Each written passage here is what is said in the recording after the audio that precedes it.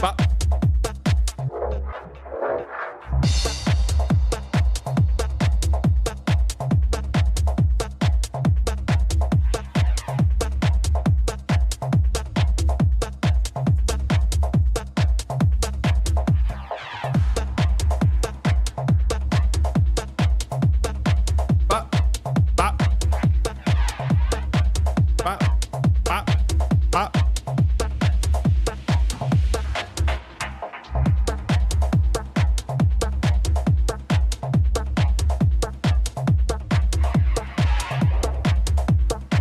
Give us a like. Give us a like.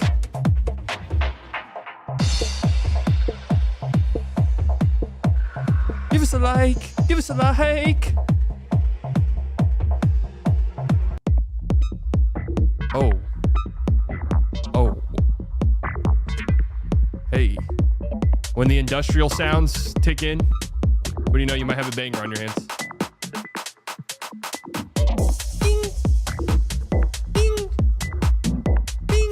100 likes and we take Slightly's cast off today. Yeah, I wish. Yeah, let's try it.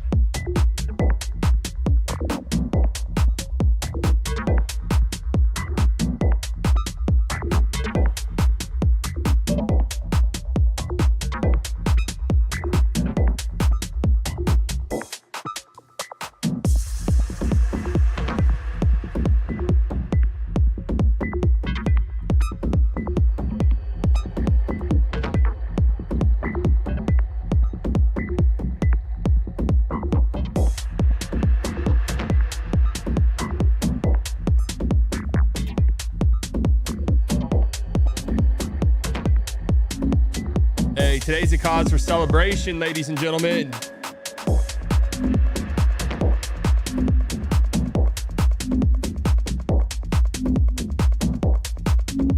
We're freed from the shackles of Summer League. No more. We ain't watching. We ain't watching. We ain't watching. We ain't watching. We ain't watching.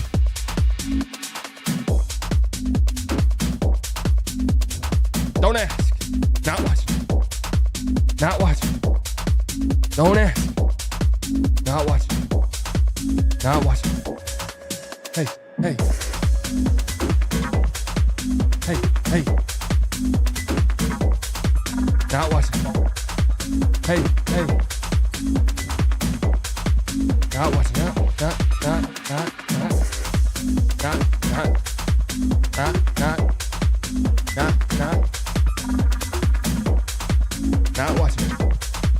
Not watching. Not watching. Not.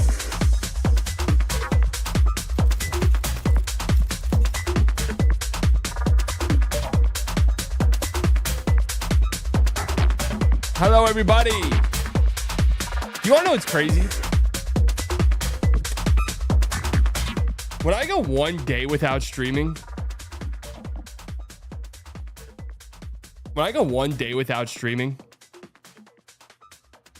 it feels like I'm not. It feels like I haven't talked to you guys in a month. Like I was literally like, oh, it's been a while, and I was like, wait, I streamed 2 days ago.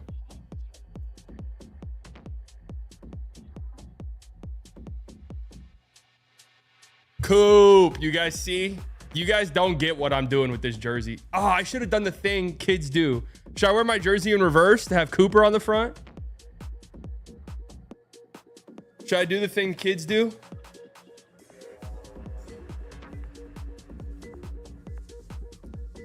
This will really show them I'm not Unk.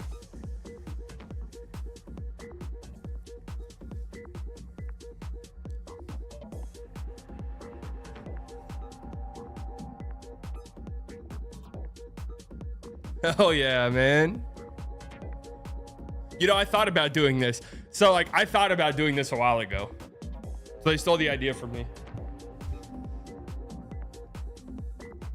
Today is a cause for celebration, folks.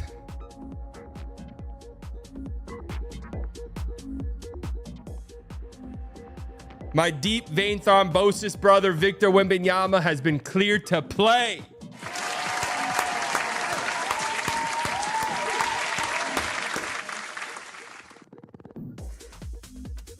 Congratulations to Victor Wembanyama, who got his deep vein thrombosis diagnosis. Poet, and I don't even know it. When? This was around what? I want to say February. Does that sound right? But he has recovered from it. Spurs Victor Wembanyama returned. Yeah, February. Which what? That's 5 months. That's kind of a while. Victor Wembanyama announced he has recovered from the deep vein right thrombosis in his right shoulder that limited him to just 46 games last season, telling French newspaper L'Equipe, "I'm officially cleared to return." A league source confirmed the team has cleared Wembanyama. It just happened when we told L'Equipe. "I got the green light from the Spurs medical staff just on Friday. Phew. I'll be able to play a bit of basketball again." Now, is he going to play in Eurobasket? Do we know that or not? Eurobasket starts. L'Equipe? Okay. Eurobasket starts in a month. Wembanyama, 21, led the NBA last season in block shots despite his season being cut short. That's insane. Right after All-Star break, you want to know who was number 2 for a lot of the season? Want to know who was number 2 for a lot of the season? You guys know in the chat? Can we get a guess?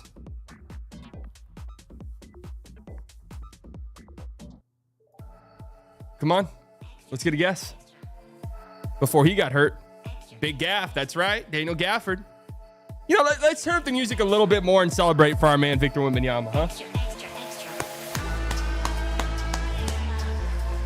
This will be us again. This will be us soon. This will be us soon, folks.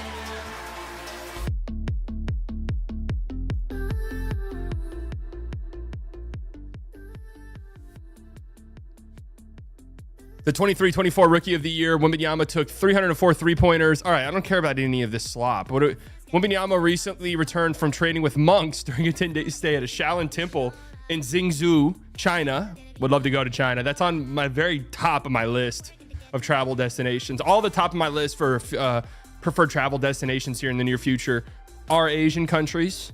Japan, number 1. China is way up there. I would love to go to China.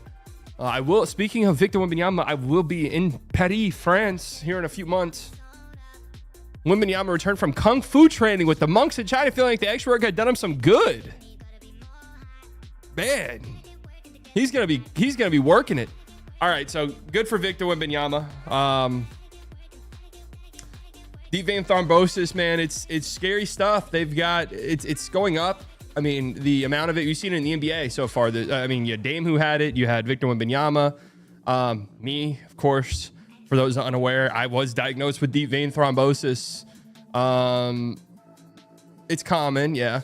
Deep vein thrombosis in a week ago today. I had a follow-up appointment today, actually, with my hematologist. And risk, what are the risks? Surgery, particularly surgery of the hip or leg, or abdominal surgery, trauma, or bone fracture.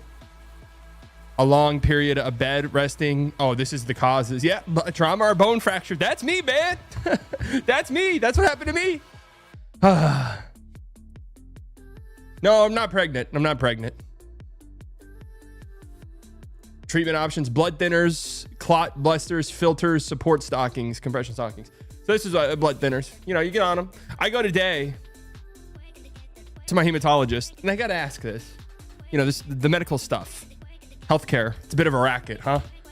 I go, follow-up appointment. Went to the ER last week. Was there for 8 hours. They ran all these tests on me. Ultrasound, CAT scan, took my blood, all of this stuff. Told me, hey, you got DVT. You got a blood clot in your leg. You know, take blood thinners. You're good. Nothing in your lungs. Thank God. You got a follow-up appointment. I go today, follow-up appointment today. I talked to the doctor for 3 minutes, and he goes, DVT? I'm like, yeah. He goes, nothing in the lungs? I was like, no. They said not yet. He's like, yeah, I'm looking at your tests. Okay. Yeah, well, we'll take your blood work, and then we'll see you in 2 months. I was thinking to myself, why the fuck did I come here today? You already had my blood work from last week. But hey, you know, they're trying their best, and they're going to help us get better.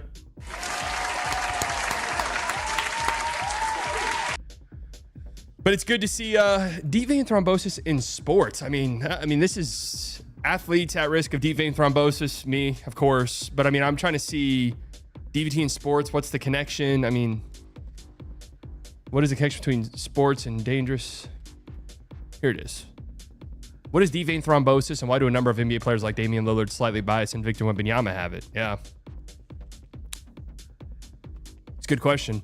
Deep vein thrombosis is a condition where a blood clot forms in a vein deep within the body. These clots are most common in the legs, right? That's like I have it. With deep vein thrombosis, the biggest risk is the clots can dislodge and travel through the bloodstream. Okay.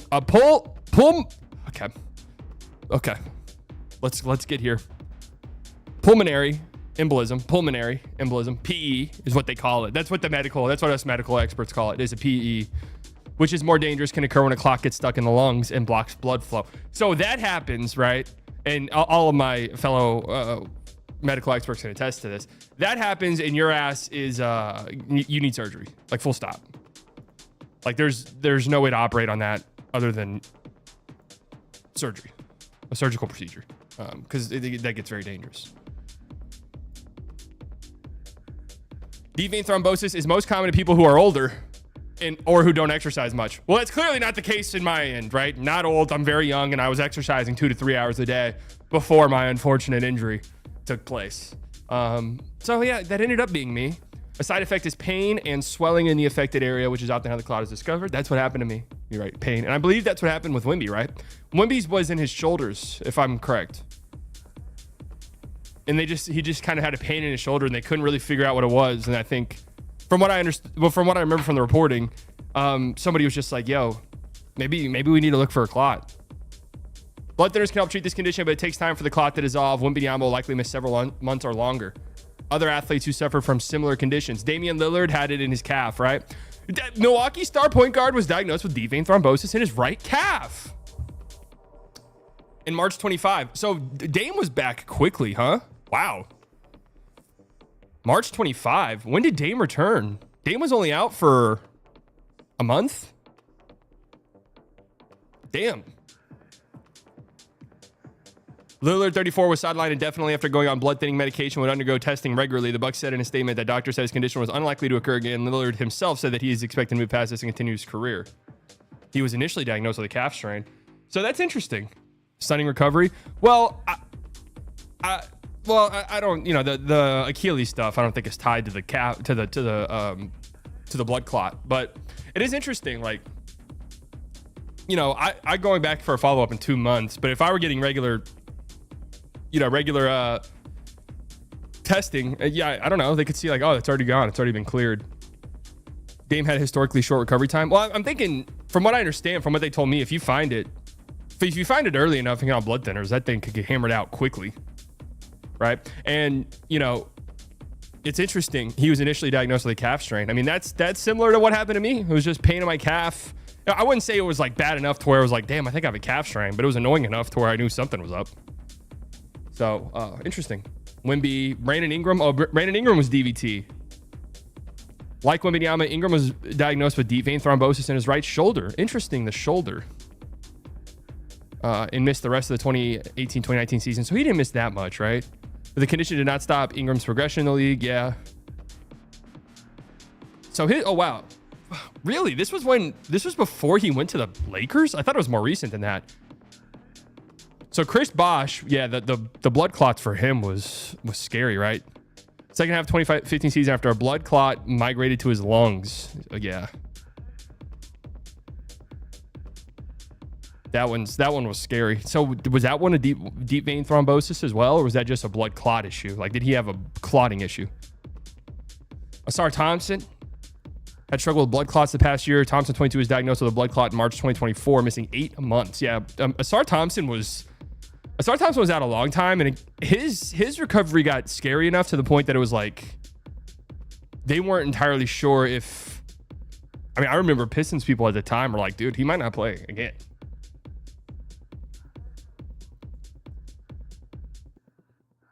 Anderson Varejao felt back and chest pain. CT scan revealed the blood clot. Varejao went quickly into surgery. Yeah, man. These things are scary, man.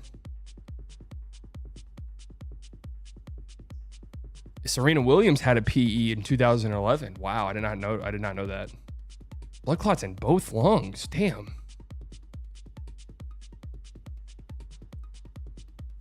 She's had a PE twice. Interesting. I wonder why that is. That's scary stuff right there. No, I did not get surgery, no. If you knock on wood, you catch it early enough, they can hammer that thing out with blood thinners. Once it gets to the lungs, that's when, yeah, you got to get in there. And I don't think it's, from what I understand, and somebody correct me if I'm wrong if you guys know, I don't think it's like a super, I mean, it is an invasive surgery, but I don't think it's like they cut you open. It's more of like a drip process, right? Yeah, and they did say that it doesn't always necessarily mean surgery, but I mean, it's pretty serious shit if that gets into the lungs. Asar and Sally are both comparable athletes. Yeah, and I mean, maybe that has something to do with it. Is just the raw explosiveness that comes out of my calves. Just something about it's not natural. That really could be it. The explosiveness that my calves generate is just not all that natural. And so it was just, something was going to happen. Thankfully caught it in time. So, hey, I am genuinely happy for Wemby. You know what? I always have a connection now. Wemby, Asar, Dame, these will be my guys. I know I've been harsh on Dame in the past because, you know, his foul baiting can be really annoying to me. But Brandon Ingram, I mean, these are my guys now, right? So I'll root for them. These are all my guys. I'm rooting for Dame. Hey, Dame, go ring chase. Go ring chase next year. Asar, you're on the agenda. Really, you and your brother have been on the agenda. Wemby, you've been on the agenda. You guys know that.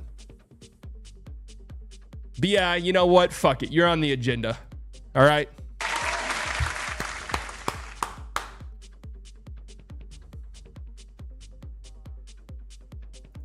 Will the blood clot and surgery affect your ability to tomahawk dunk? And that's the thing. I don't think so. What if Sabonis had one? Would you also be one of your guys? Absolutely. Yeah. Absolutely. There's a absolutely. All my DVT brothers, that stuff connects you. Okay? Today's stream is just gonna be it's gonna be light. I am not watching the Mavs game. I feel bad. Nick hit me up like 30 minutes ago. Nick's has always hit me up last minute for these lockdown episodes. He's like, hey man, want to do a lockdown episode after this game today? I was like, bro, I'm not watching it. I'm just gonna be honest with you. I will not be tuning in. All right. I fully plan to be an hour into an app by the time the game's over.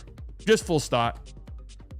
Just full stop. I'll be an hour deep into a nap by the time that game is over. All right. So, cheers.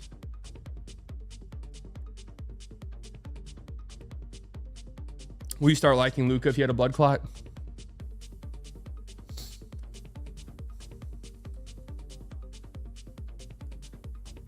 Will I start liking Luka? What does that mean?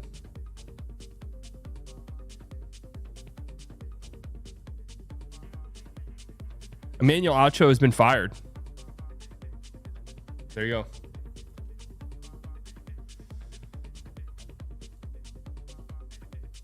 You'll miss Nimhard 15-10 game, and I'll catch up on it.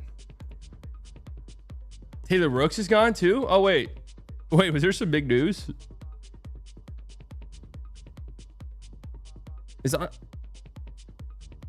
Wait, not Taylor Rooks, right?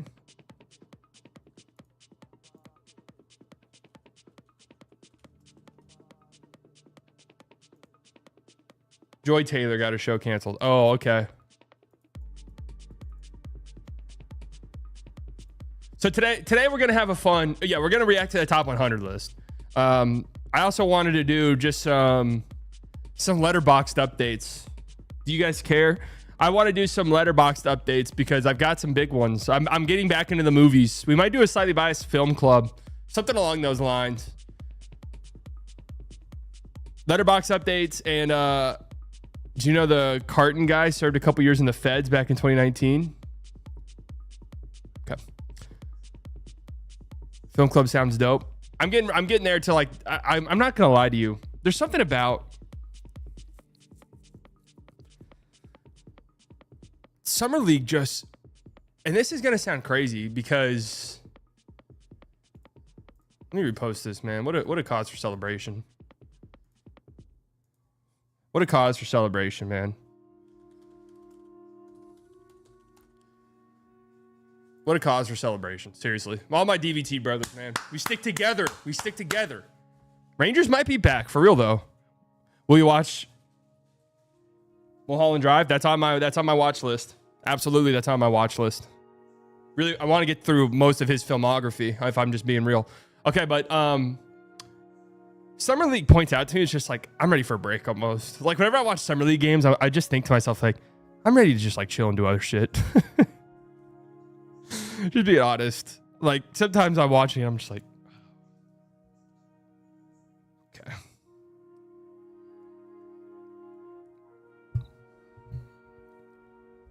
Hudson Yang, only reason I've cared at all. He's been fun. I don't watch the highlights. Like, that's the thing. Like, we can go to the great Reddit. Nothing on Reddit's really that great, but we can go to the NBA draft. The NBA draft subreddit is like always posting like full highlights, like all the possessions basically of all of the like top prospects and stuff like that. So you can go like, here's Jace Richardson, Summer League efficiency, like Summer League stats for Jace Richardson, who's playing really well so far. Cooper Flagg, is Cooper Flagg really generational?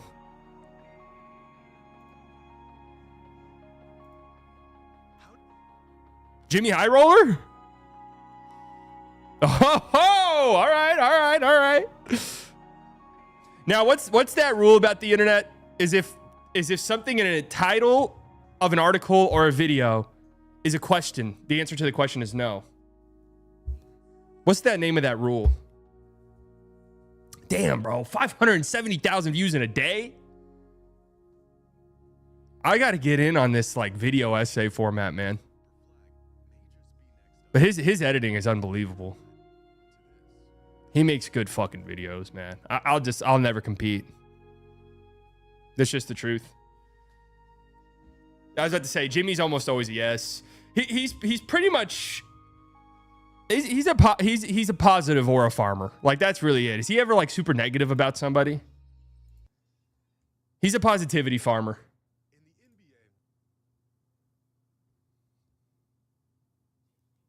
Is LeBron making Luka worse?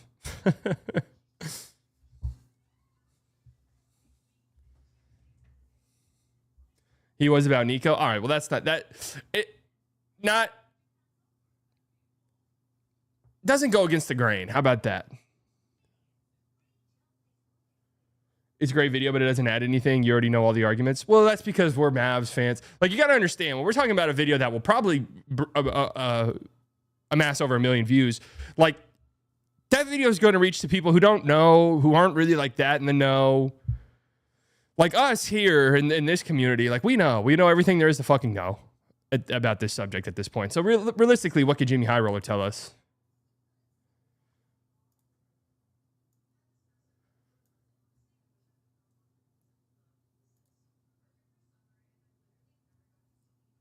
Wow. You see how my community treats me? I can't just be happy for a guy who is experiencing a similar trauma to me. I can't just be happy for the guy. You see how my community treats me. And you guys wonder why I get on here and I'm a little bit snarky and I'm a little bit quick to get on to you guys.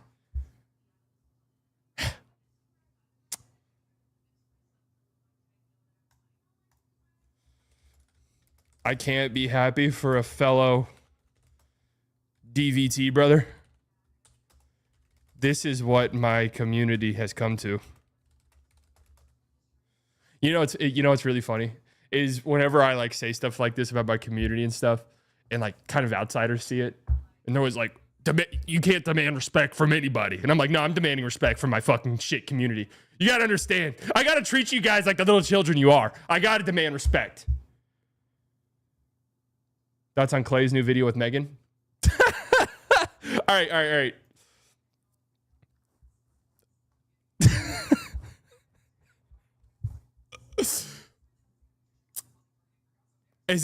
Are we for sure this is him? Are we 100% certain? Because I looked on Meg Thee Stallion's TikTok page, and this wasn't on there. So was it deleted? You can see the face. Well, I'm not watching the full 7-minute video. I'm just being serious. Well, I didn't know if this was maybe an old video with another guy. You see his face at the end?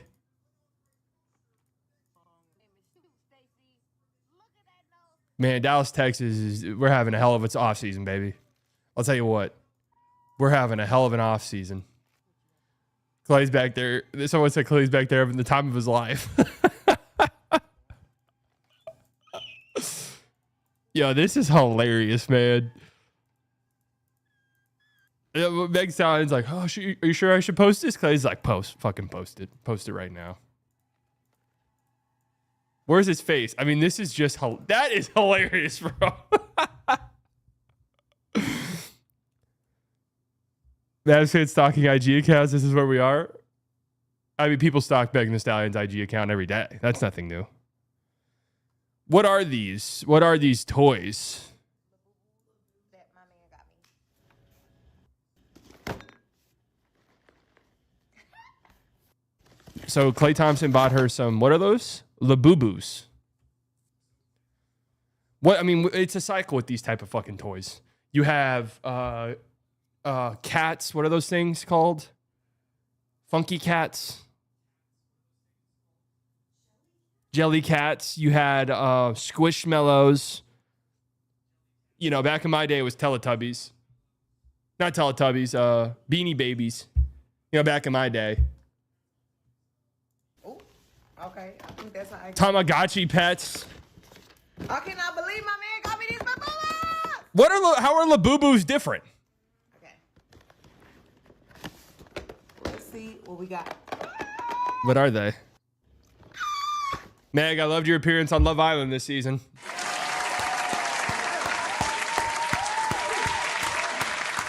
Best part of that fucking shit show.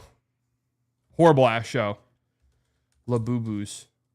How do you spell this? Labubus. Labubu is a popular line of collectible plush and vinyl figures, part of the Monster series created by Hong Kong artist Ka Sing Lung. These elf-like creatures with their pointed ears and mischievous grins are known for being sold in limited edition blind boxes. Oh, real life loot boxes? Real life loot boxes? Man, you want to know, I was actually thinking about something, and this type of stuff has been around for a long time, but I was actually thinking about, these things are freaky as fuck. What the hell? Why would you want one of those in your house? You know, I was thinking about it. Get one for your mic. Farm Gen Z Clout. People put these on their microphones. Labubu, hit me up. I was thinking about this. This saga. I don't know if you guys remember this or not. How long ago was it? When Star Wars Battlefront 2 came out. And their loot box system was a big thing. And everyone was like, this is unacceptable. We will never, ever play a game that has something like this in it. Ever. And I feel like as time has gone on, it's just become like, yeah, whatever. This is just our reality. CMB is garbage? Why does CMB already have haters?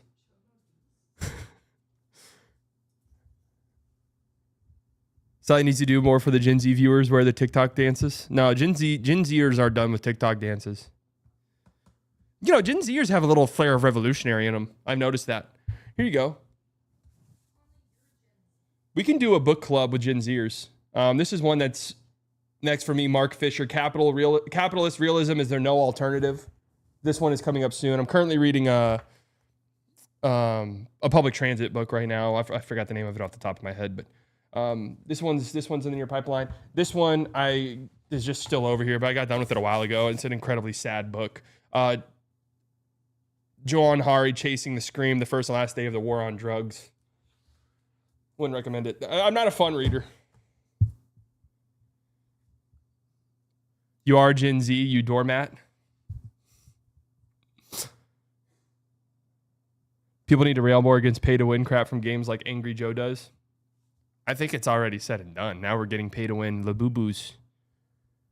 People are burning their Labubu after theory links them to ancient demon Pazuzu.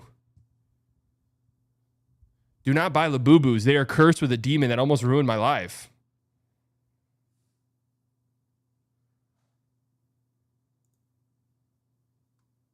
The Labubu craze is still going, but some people have started burning the little furry little monsters after a vile conspiracy theory that claims they are possessed by a demon called Pazuzu. Labubus went viral earlier this year after major celebs like Rihanna and Dua Lipa were spotted with them hanging from their designer bags. People are now obsessed with collecting all the different colors and designs. A conspiracy theory has started circling social media that Labubus are actually possessed by Pazuzu, a demon from ancient Mesopotamian mythology. The historical region is now part of Iraq. What the fuck are Labubu and Pazuzu? Labubu, Pazuzu, tomato.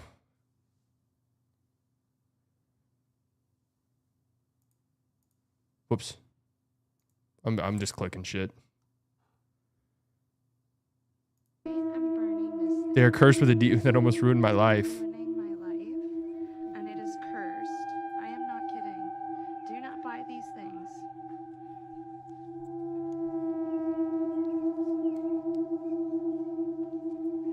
Did somebody show Klay Thompson this TikTok?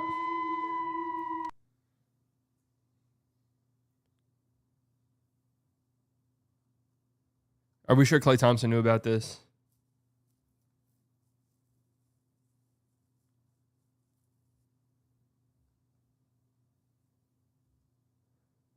Neesmith was using these for his black magic powers. Holy fuck. They had Labubus in the Pacers locker room?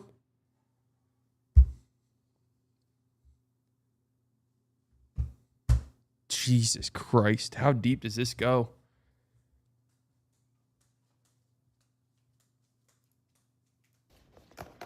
Okay, first one. Look at that mischievous ass smile. No, those things are creepy as hell. I want to see Klay Thompson's face. Klay Thompson's just back there like this. What's that? That's great. Yeah, that's a good one. Yep, exactly. God.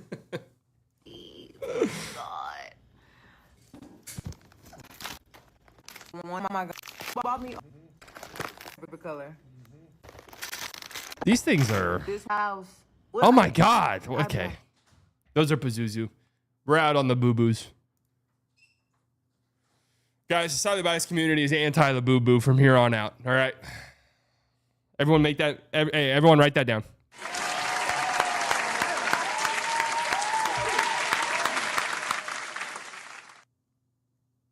Check the Discord for a laugh.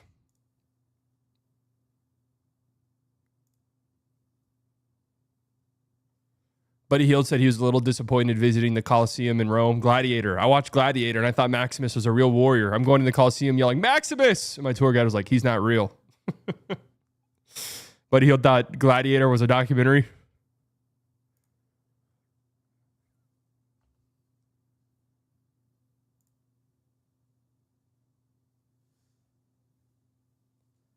What am I going to do with my Labubu?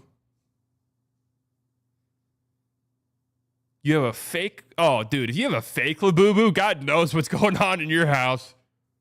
Pazuzu is wreaking havoc. You got a fake Labubu? Pazuzu is going crazy in your halls. Let me tell you that much. If you guys haven't liked the stream yet, make sure you do so. Helps me out tremendously. It's YouTube having a great time. 200 of you in here, 34 likes. That's fucking unacceptable under any circumstances. So let's up that. If you have not subscribed to the channel yet, make sure you do so for more engaging conversation like this. Look, I'm just gonna be upfront and honest with you guys. Like, if you're coming in here and you're like, oh, basketball, like, we'll see, like, what's going on in NBA free agency? We're embarking the next 3 or so months. There's just gonna be a lot of slop like this. I'm just being honest with you. Some of my viewers enjoy it that way. So that's just the way that it's going to be. I thought today, if you twerk, I'll like, all right. I thought today, I was like, should I make another channel just called Slightly Extra? Slightly Extra is the channel, and I just post random ramblings. I just like, how many more channels can I possibly have? I already have 2. Slightly XX Extra. Oh, some of you guys hit me up about this. I'm actually happy to report. Nick was kind of hinting at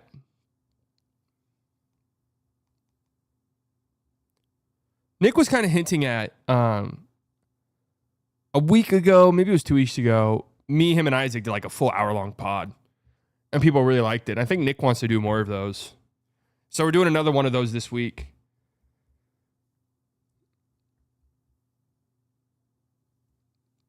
Those longer pods that are a little bit more,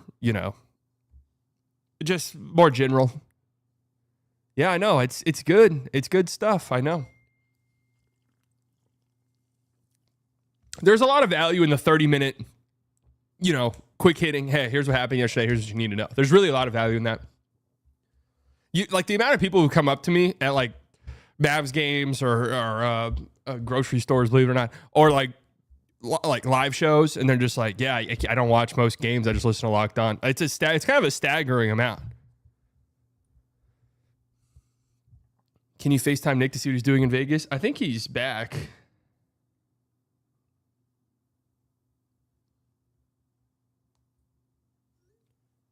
Nick Brain's so organized, it seems hard for him to just rant. I know. I don't know how the fuck he does it. I mean, he's been doing it for a long time, but I could not imagine. Like, sometimes Isaac has to do the solo pod if Nick can't. I cannot imagine doing a 30-minute a 30-minute focus pod with 3 different commercial breaks. I cannot imagine it. This beats weight watching. Oh, yeah. Speaking of that, I've had a couple people come in here and they're like, oh, he's getting fat again. First and foremost, fuck you. Secondly, that's not true. I've actually lost weight. So I've lost weight in this process.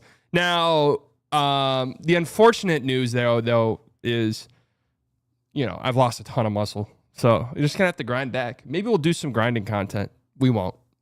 That's one of those things that I'll say maybe we'll do. We'll never, ever do it, ever.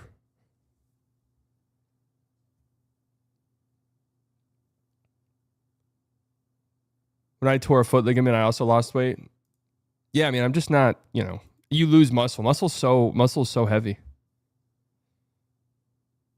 you seen the top 100 thing? No, let's get into that right now, huh? Well, I was fully coming on here prepping to not talk about basketball for a single second. Like that was actually what my plan today was. Like, I'm gonna talk about The Sopranos. I'm gonna be honest with you. I'm just gonna talk about The Sopranos today. But I'm actually very, very, very happy. The other unfortunate side effect is the Ozempic brain. I'm not on Ozempic. Nothing wrong with that. Nothing wrong with it. What are those things called? GOP-1s? Nothing wrong with those. A whole lot going on, thumbnail. I got to get you guys in here. Not a lot going on. What would you rather the thumbnail say? What would you rather the thumbnail say? Nothing happening? Guys, today's stream is nothing. Okay, so first and foremost, I have to say this, and I always say this, because people, when anyone posts a list, everybody is so quick to shit on them. Everybody is so quick to say this is the worst list we've ever seen, so on and so forth. I will always say this. I applaud anybody who makes a list, top 100 list, top 50 list, whatever the case may be. It's very difficult. Nobody's ever going to agree with you. You're going to piss somebody off along the way, and it's an incredibly difficult thing to accomplish, right? I'm not an all-time guy. I've never compiled the top 100 list. I've never compiled the top 50 list. Maybe that's something maybe that could be a summer project or something this year, is to do, figure out who my top 50 players of all time are, right? I don't even have a top 10. I don't even have a top 5. I've never thought about it in that way, really, just because, in my opinion, it is very difficult to compare across eras. It just is. Some people I know have, formulas to do it, where, an MVP it means this. A finals means this amount of points, and then you add them all up and see who has the best resume is basically what it is. So I'm interested to see this. I haven't seen this either. I don't even know a single thing about this other than it got released. I don't know where anybody is, anything like that. So again, I'll just say this, but maybe it'd be better if I had an own frame of reference for myself. If I was like, oh, I have my own top 100, let's compare. But this is just kind of going off of, whatever. Wow, Artist Gilmore 100? Okay. Damn, that just kind of goes to show how hard this shit is. I was just thinking, Artist Gilmore 100th, a ABA MVP. I wonder if Artist Gilmore spotted number 100 reflects a career that's long been underrated. I would have guessed. Honest to God, I would have guessed higher. Maybe it's just the one MVP. I mean, how many unique MVP winners do we have in the NBA? 40 or something like that. Does that sound right? 40 or 50. There have been 36 players who have won an NBA MVP award. Jesus Christ, that is small company. So that does shock me a little bit that he's ranked at 100. But okay, maybe I'm overrating him a little bit. Dave Bing at number 99. All right. One-time scoring champ. Klay Thompson at 98. All right, here we go. Klay, 98. Remember, Klay infamously was upset about not being in the NBA's 75 greatest players ever. Just being honest with you, I think that was fine. Not being a top 75 player ever. But he infamously wore, what was it, the 76 jersey? Was that what it was? He had a number 70. This was it. The number 77 jersey for being a top 77 player ever. Hey, who knew that this was actually... to the people, Klay. Who knew that this was actually foreshadowing? Klay was just... Dude, what the fuck's this shit-ass website, man? Who knew that he was just planting the seeds for his trip to Dallas later in his career? So, okay. I mean, you have ABA MVP, to be fair, and Artis Gilmore. 6-time All-NBA, 5-time All-NBA, 11-time All-Star, 5-time All-ABA first team.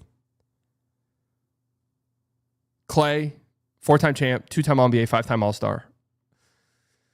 Yeah, I think Klay's legacy is more cemented in the fact that I'm actually interested. Like, where is Vince Carter going to be on here? Where's T-Mac going to be on here? They got to be higher than this, right? Those guys have to be on this list. I'm assuming they are. That's just always kind of some of my benchmark guys. But Klay's obviously is tied to the fact that he was a very important part of one of the greatest teams and greatest dynasties the league's ever seen. Bernard King at number 97. Okay. Joe Dumars at number 96. Finals MVP. That'll get you there. 5-time all defense. Bad boy Pistons. You'll notice that 2-time champion. No champion here for Bernard King, but scoring title. You got to come with the Dave DeBoucher, 2-time champion. You got to come with the championships. Bill Sharman, 4-time champion, 7-time All-NBA, 8-time All-Star. McGrady didn't accomplish much. Yeah, but McGrady's at his best is way better than these guys. Like, I'm just going to be honest with you. McGrady at his best is better than Bill Sharman at his best. Right? And look, I was there. I was there for Bill Sharman. I experienced it. I know. Bill Sharman, free throw sniper from the free throw line. 90% free throw shooter, huh? And that's got to be Granny style. I'm assuming that's Granny style. He was on those Celtics teams. 4-time champion, yeah. Or late 50s, early 60s. With what the fuck? Why am I blanking on his fucking name? Hello? With Bill Russell, but I was thinking Bob Cousy. Because Bill Russell this was young Bill Russell later in his career. SGA. Where's SGA going to be at on this list? Tatum at 93. Is T-Mac on this list? Tatum at 93. 1-time champion, 6-time All-Star, 5-time All-NBA. All right, I think that's fine. Highest top 100 ranking, 55. So is this... What did they poll highest top 100 ranking 38 for Joe Dumars? Did they poll a bunch of riders? And this is kind of what it was. Yeah, their whole staff. Okay, interesting. What's the highest for Klay? 72. Damn, somebody had Dumars 38 overall. God damn. Okay. Lenny Wilkins, 1-time assist champion. Had him as high as 43. Chauncey Billups.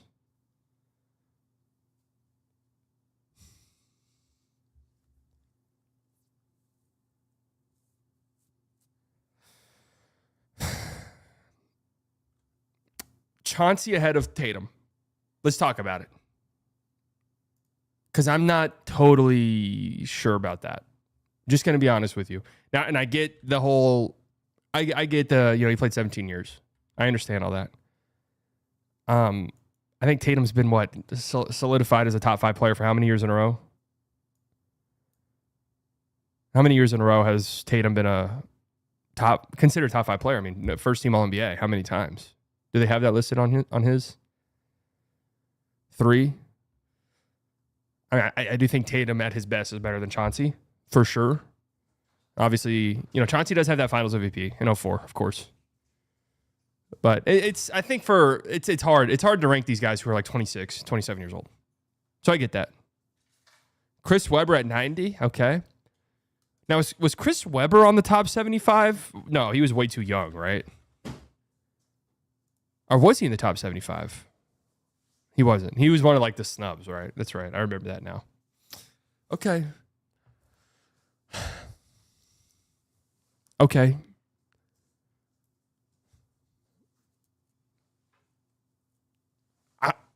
I'm low-key starting to wonder if Tatum's maybe a little bit better than Webber, if I'm being honest with you. Just as the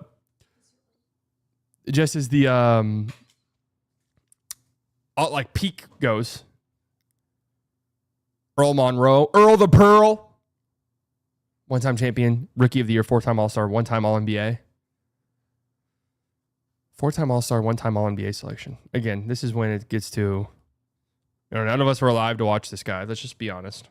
And I know what you guys are going to say, but no, I wasn't alive to watch this guy. Would you feel more confident having Webber or Harden on your team for a high-stakes playoff series? Well, Draymond at 88. Okay. That's fair. That's totally fair. I mean, Draymond being in the top 100 all time, obviously that is a testament to the team success of the Warriors, because Draymond on his own is not on this list. It does make me wonder if Gobert's on this list. There's no way in hell Gobert's on this list, although he has some of the most defensive player of the years ever. But Draymond is one of the best defenders in the history of the league. And yes, he's on here due to team success, right? The fact that they're 4-time champions, the fact that they're one of the greatest dynasties ever, but that they don't go without Draymond, though, is the thing.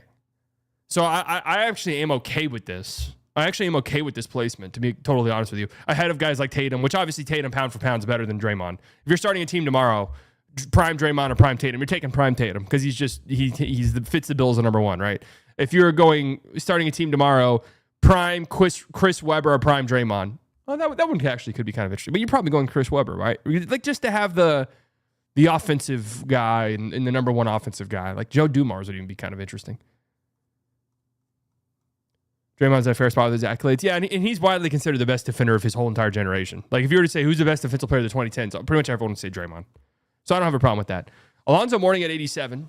All right, yeah. Alonzo Mourning was a fucking beast. He was one of the greatest, and I do think one of the more underrated centers ever. So I think that's fine. Tony Parker at 86. All right, so here's where we're starting to get a little interesting. I'm pretty certain Tony Parker was selected into the top 75 player thing, wasn't he? No, he wasn't. Why the fuck did I think that?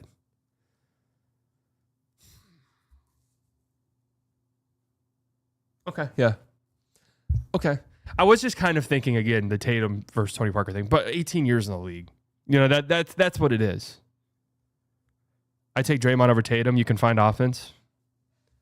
Can you, though?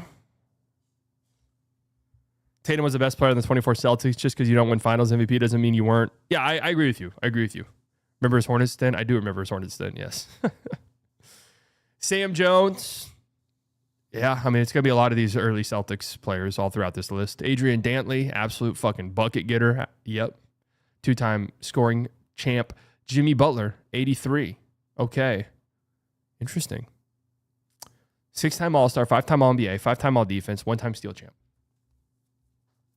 Jimmy Butler. Jimmy over Draymond. That's an interesting one, actually.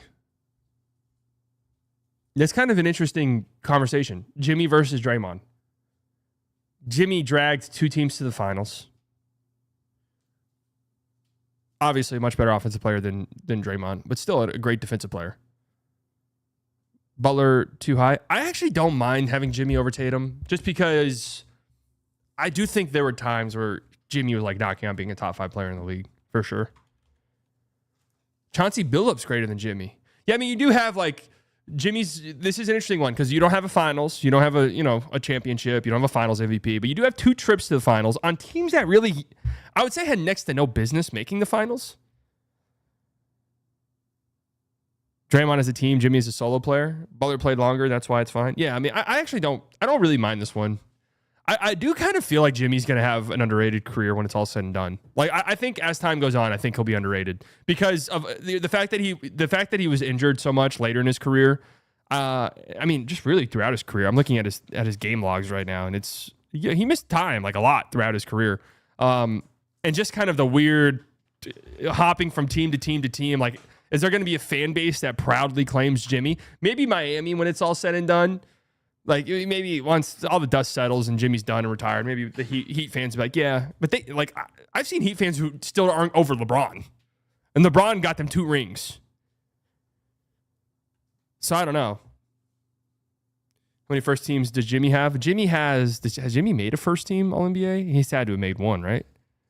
He's made a third team, a second team, third team. Yeah. Never higher than a second team, which he only done once. I think Chicago still loves him. That'll be interesting. He spent 6 years in Chicago, 6 years in Miami, played his most games with Chicago. But when you close your eyes, you think of Jimmy Butler, you think of him on the Heat, obviously. Bob Lanier.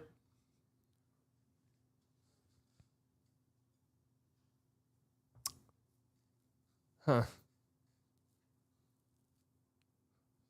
I was just about to say, Bob Lanier feels high to me for over some of these other guys.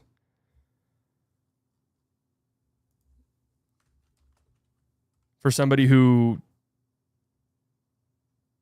no All-NBA teams. Different, though, being a center in that era, to be fair. Making an All-NBA team, when I believe they only had 2. Is that correct?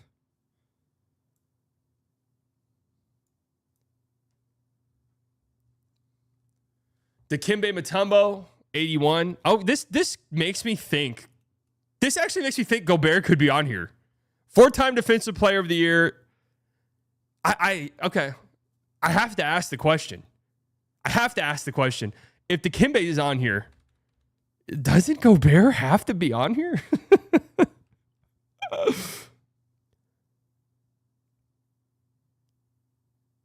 Dikembe way better than Gobert? Yeah, I mean, Dikembe. Just let's compare their resumes, because at the end of the day, this is what it is. Dikembe 4-time Defensive Player of the Year. Gobert 4-time Defensive Player of the Year. 8-time All-Star for Dikembe, 3-time and Dikembe I think was just a better defender through and through, but Gobert's gonna be on there for sure. No, Gobert would have already been on here. There's just no fucking way. There's no way he'd be in the top 70. In the top 80. No chance. 4-time All-NBA. Again, different now with like the positionless stuff. 4-time Defensive Player of the Year, 8-time All-Defense. Only 1-time block champion, but Gobert's was always like the advanced numbers, like always had great block numbers, don't get me wrong, but was more of a rim deterrence than anything else as well. Dikembe much cooler than Gobert. Yeah, I mean, that goes without being fucking said. Nate Tiny Archibald. Yeah. One of the greatest point guards ever. 6'1".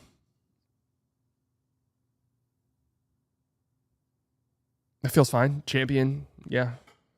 Again, it's hard with these, like, especially with those, some of those Celtics teams that were just so stacked, you know. Would Gobert be on this list if we delete his personality? I guarantee you Gobert retires, he'll be on a list like this. Tatum too low, actually. I mean, Tatum's resume is legitimately pretty impressive. Grant Hill. Yeah, I mean, I think Grant Hill's career being derailed by injuries definitely robbed us of what was almost certainly going to be one of the better careers. He did, you know, revitalize his career and was like a legit great role guy. But early in his career, I mean, he was getting like MJ comps. Unk, I passed school. Let's go. Now I go to the last year. Congrats, Kelly Olynyk guy. What up, consent? All right. I mean, you say here's the first 6 years. First 6 years of Grant Hill's career. All-Star as a rookie. Okay, Rookie of the Year, 94-95, made the All-Star game as a rookie. Has to be one of the last time a guy's done that, right? Is that the last time a rookie has made the All-Star game? That really might be, honestly. over that 6-year stretch, 21.5 points per game, 8 rebounds, 6.5 assists. Genuinely was, like he was supposed to carry the torch post Jordan. That was the Grant Hill storyline. And then injuries just completely and totally fucking derailed the prime of his career. I mean, when he, dude, this is a sad thing to look at, actually. And it is miraculous that he turned his career around. But after those 6 years that I told you about, where he was just dominant, right? At the peak of his powers, 28 years old, Grant Hill, 4 games in the 2000-2001 season. 29 years old, 01-02 season, 14 games. 30 years old, 02-03 season, 29 games. 03-04, did not play a single game. And then to his credit, he did put together 1, 2, 3, 4, 5, 6, 7, 8, 9 years after that of just being a rock-solid role guy. Got Defensive Player of the Year votes. Oh, yeah, these Pistons jerseys are iconic. I don't hate this rating at all, actually, to be honest with you. Now, it does raise the question, though, of like, and I do think Grant Hill, his peak was better than Tatum, but it does raise the question, like, shouldn't Tatum be higher, though? Like, we're just going off 5-year, 6-year little stretches. Paul George, 78. Huh. So it's so difficult. It's so difficult with a guy like Paul George to try and retrace our steps a little bit, because obviously you're just thinking of the last couple of years, which have been a little bit rough. Not that he's been bad. I mean, he's still been good. Like last year with the Clippers, he was great. Like he was around an All-NBA level 2 years ago. But obviously, it's hard to remember the fact that this is a guy who finished top 3 in MVP voting. Right? Like this is a guy who was considered one of the better players in the league, and he was fucking good in Indiana. Absolutely. I don't know how you could put Paul George ahead of Tatum. I keep going back to the Tatum one because I think Tatum's an interesting benchmark. I don't know how you could put Paul George ahead of Tatum. I'm going to be honest. I don't know how you could put Paul George ahead of like Tony Parker. Right? I think Tony Parker had a better career than Paul George. Grant Hill had a much better peak than Tony Parker did. Or Paul George. Grant Hill had a much better peak than Paul George did. I'd rather have Draymond over Paul George. That's an interesting ranking. Maybe I'm really underrating those Indiana years for Paul George, which he was really good. Took the 7 game. Yeah, I mean that Indiana team was the toughest test the Heat had during their run. Pistol Pete Maravich, 77.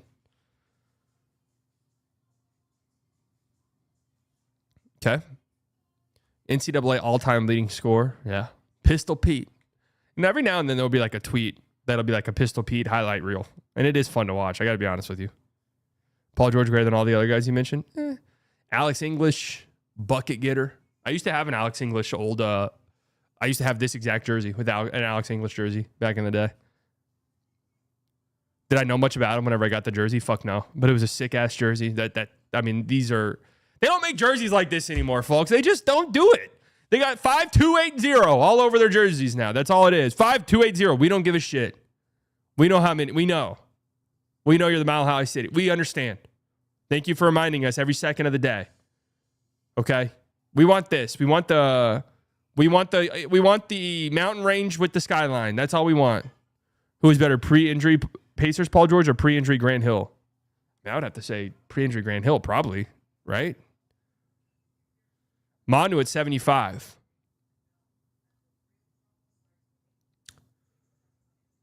Who had Manu unranked? Who didn't have Manu in their top 100? Yeah, I mean, no, Manu's not overrated. I have a love-hate relationship with Manu because going back to the peak Mavs-Spurs rivalry, I had and you ask a lot of Mavs fans around my age who were like growing up and living in that rivalry, there is like this, I hated the Rockets, like the James Harden Rockets, and that wasn't a real rivalry because the Rockets beat the fuck out of the Mavs in the early 2010s, mid-2010s. But I had a real hatred for them. I hated them. I hated their team. I hated everything about them. I hated Harden. I hated, who was that guy's name? Jones. Not Sam Jones. What the fuck was that guy's name? Something Jones. God, what was his name? I hated him. I hated the European dude they had. What was it? Terrence Jones. Yes, Terrence Jones. I hated him. I hated who was the Who was the European guy they had? It's on the tip of my tongue. Absolutely hated his ass. Monty Eunice, does that sound right? No, not Omar Isaac. It was Monty Eunice. Yeah, Monty Eunice. Hated him. The Spurs, there was like a respect there. There was a legitimate respect, I think. Had to respect Timmy. Had to respect Parker. I hated Manu. Hated his guts. Like, full stop. I couldn't stand his ass. I absolutely could not stand Manu Ginobili. But as time's gone on, you have to grow to respect his game. I mean, ahead of his time. I think Manu is so far ahead of his time, it's unbelievable. Like, if Manu were playing in today's league, I think we look at him way differently. Way differently. I don't think Manu's a six-man every year. Manu is the number one guy on offensively, and he has like a 28% usage rate. I think that'd be Manu's role in today's NBA. Austin Reeves, fuck no. Manu's most annoying, but of all the hate is out of respect for the Spurs dynasty. Yeah. I mean, I think there was a respect there. Trying to see what was like his highest usage rate. I mean, he got up there in the high 20s at times. But I think Manu's in today's NBA, and he's number one guy on an offense, 100%. Manu is incredible. I have no problem with this placement.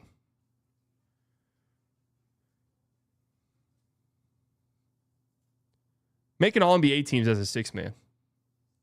That team wins 36 games. I don't know, man. Dave Cowens, I don't have much of an opinion. Just got to be real with you. Two-time champion, one-time MVP. All right. Hal Greer, just got to be real. I don't have much of an opinion on Mr. Hal Greer. Paul Reason, again, that just got to be, and this would be, this is like the ESPN fun stuff. Why the fuck's Hal Greer ahead of Tatum? Who is modern day Manu?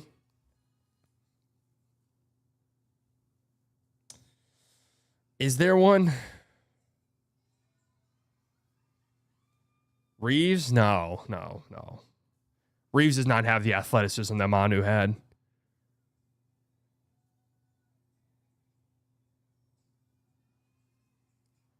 Dylan Brooks? I'm telling you, Manu is well respected, considered one of the greatest players of all time, obviously. I think it's completely different in today's NBA. I think he's viewed completely differently. I mean that in a positive way. I think he was ahead of his time in a lot of ways. Chris Bosh at 71. Hey, man. My blood clot brother right here. Chris Bosh. Nothing out of me. No negativity out of me.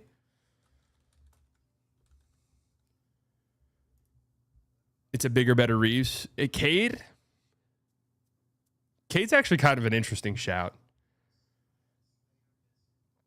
Better pre-entry, Grant Hill slightly. And we're not that comparable as players, so it's difficult. And across eras and stuff like that, like what would Grant Hill do in today's era compared to like what would I do in that era? It's not that fair to compare across time.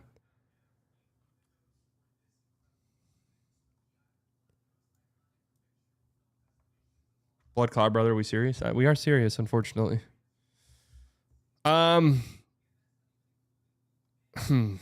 Chris Bosh is a difficult one to be honest with you. Because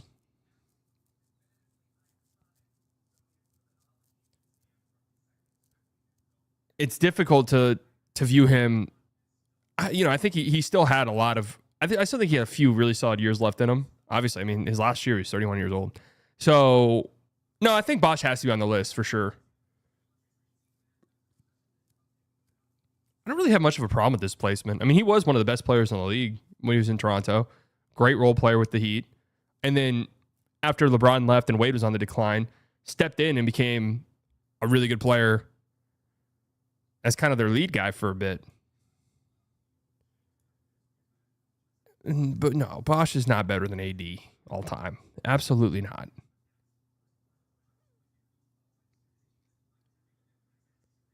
Wes Unseld, 70. Luka's on this list, right? I'm just wondering, because we're getting like MVPs and stuff. Like, Luka's on this list, correct? Shea's on this list, correct? Kyrie Irving, 69. Okay.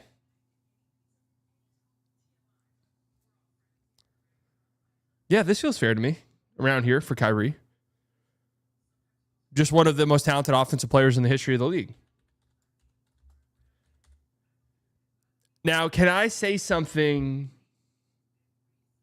Shai's not on this list? Wait. Shai's not on this list? Seriously?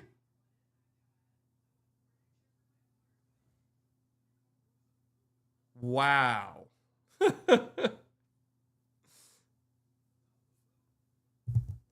That's interesting.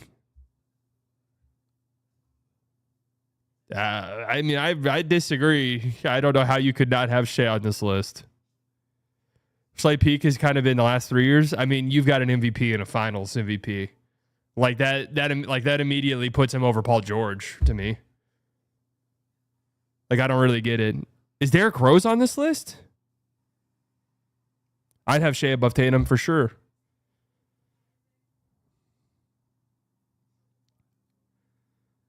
He's over Kyrie too. So I was just about to say, I could see arguments for Kyrie being lower. If I'm just being honest. If you really wanted to get into it, I'm not going to get into it with you because Kyrie's my guy and I love him very much. Okay. 9-time All-Star. God, it's crazy. Kyrie's been in the league for 14 years, dude. 14 years for Kyrie.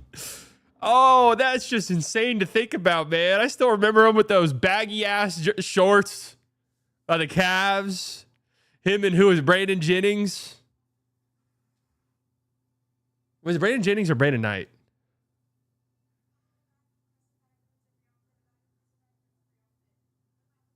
Damn, man. Fuck. Where the hell does time go? It's crazy, too, that his 2 years in Boston were 6 years ago? 7 years ago. Jesus. Holy shit. Oh. Kyrie's absolutely the top 100 player ever. I mean, I won't have that debate with anybody. I mean, what are the actually, you know what? Yeah. Fuck yeah. This is right. This is fair. Robert Parrish, number 68. Okay. Fine. Sure. Dennis Rodman, 67.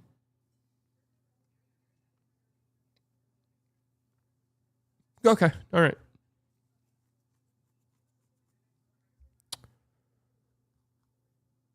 Okay. 5-time champ. I mean, yeah. I'm okay with that. I was just thinking in my head, Jesus, dude, his rebounding numbers, bro. 18 a game. 18, 17, 16, 14, 16, 15. He averaged 14 rebounds a game with the Mavs. Too high. I'm actually not mad at it at all, to be honest with you. Winning player, Rodman over Kyrie. You know, in my brain, I'm thinking Rodman and Draymond probably have to be close to each other. Is that crazy to say?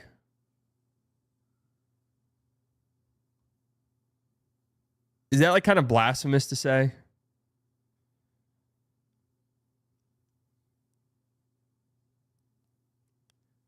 You don't think so?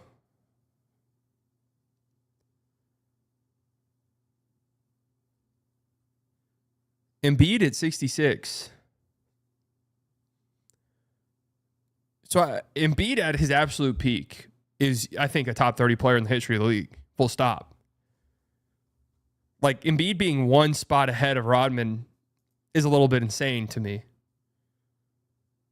Just because Embiid clears comfortably.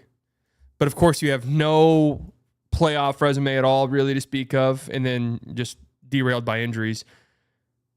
I feel like he needs to be higher, honest to God.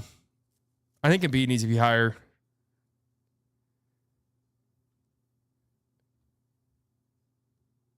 Who the fuck didn't have him ranked?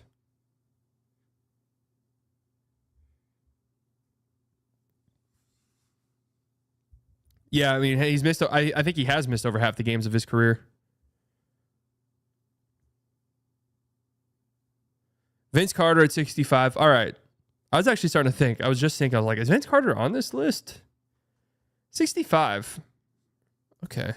I'll be honest, that seems too high to me. I mean, I'd have him around the Paul George tier. I can't imagine having Vince Carter. And you know, here's the thing too. I can't imagine having Vince Carter over Embiid because honestly, I think they're like, if you're just going peak for peak, like Vince Carter's peak as a perennial all-star, like all NBA level guy was shorter than Embiid's.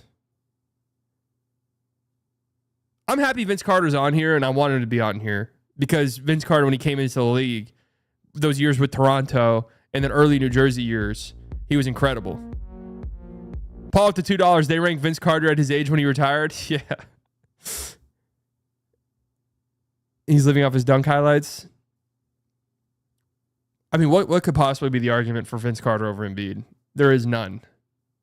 Like, they have Vince Carter over MVP winners. I love the guy. I really do. There's zero argument for that. None at all. Seriously, zero. He was a Mav. That's true. A short peak doesn't hold the same weight. I mean, he had a short peak. Relatively speaking, at least. Klay was on this list already, yeah.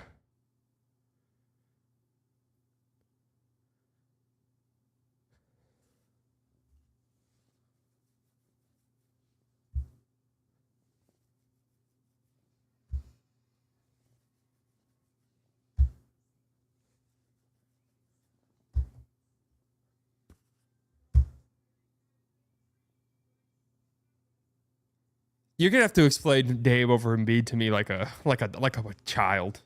Like at this point, what are we doing? That is a day. Hey, that's true. This is one of my DVT brothers. So let me take it a little bit easy on him. This is my DVT brother.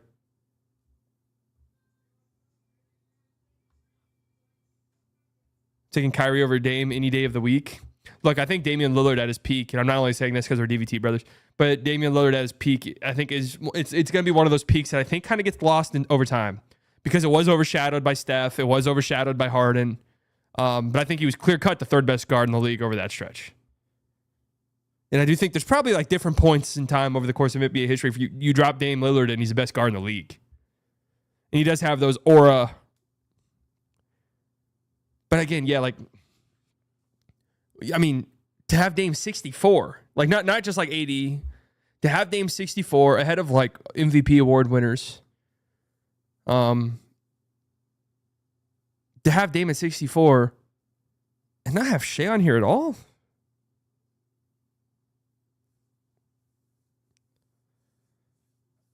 I don't get it. I don't understand it. That doesn't make much sense to me.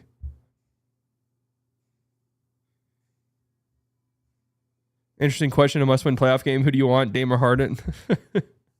Well, I'll take a Dame. I'm not taking James Harden's ass. That's much as certain. Where would you put Shea? I don't know. See, I you know what? That might be a summer project, is to sit down and do it. That might be a summer project, is to make one. That way I have more frame of reference. But I have to be honest with you, man. If you win an MVP, you're in here for me. That should be it. If you win an MVP, you're a top 100 player in the history of the league. Like winning a fucking MVP, this isn't the MLB. And I like the MLB. This isn't the MLB where you can just luck into a season. You know, you got guys like Jose Abreu winning MVPs. You know, shit just happens in baseball, right? I think I'd have Derrick Rose. The tail end, for sure. I think I would.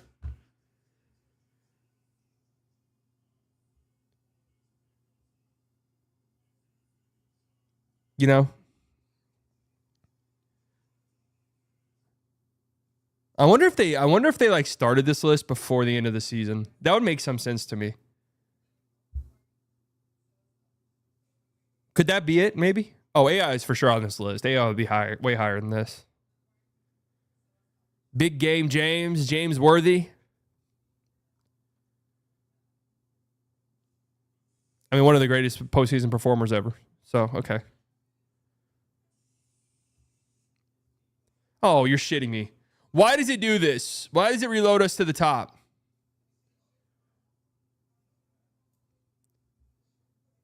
I'd pass on Rose. Rose is a difficult one because his peak was so short. But again, it's so hard to win an MVP in the league. We talked about it. There's only 36 ever to do it. Pau Gasol at 62. I mean, Pau was fucking awesome. For sure. For sure, a top 100 player ever. I circle back to the Embiid one. God, I mean, he was so good on the Lakers when they won those rings, though.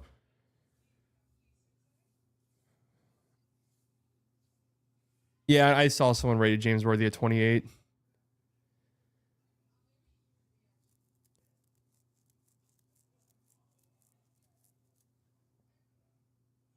I mean, I'm looking at Pau's basketball reference, man.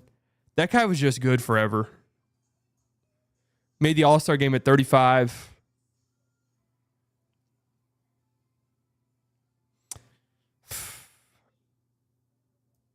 It's hard to have him above Embiid, man. I guess I get it. I mean, he played 18 years, right? Embiid's missed half the games of his career. But I mean, Embiid's peak is one of the greatest in the history of the sport. But no playoff success. Embiid's a hard one. Okay. I mean, Pau was so fucking good on those Lakers teams. Like,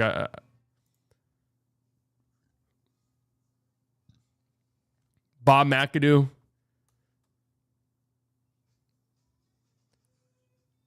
That's a damn good resume for somebody who I'm assuming we're gonna have role players and like shit like that higher than Bob McAdoo. That's a damn good resume.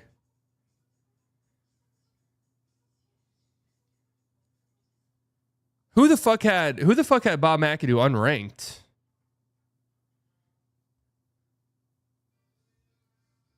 Somebody had Melo ranked at the bare minimum 87 and did not have Bob McAdoo on their list.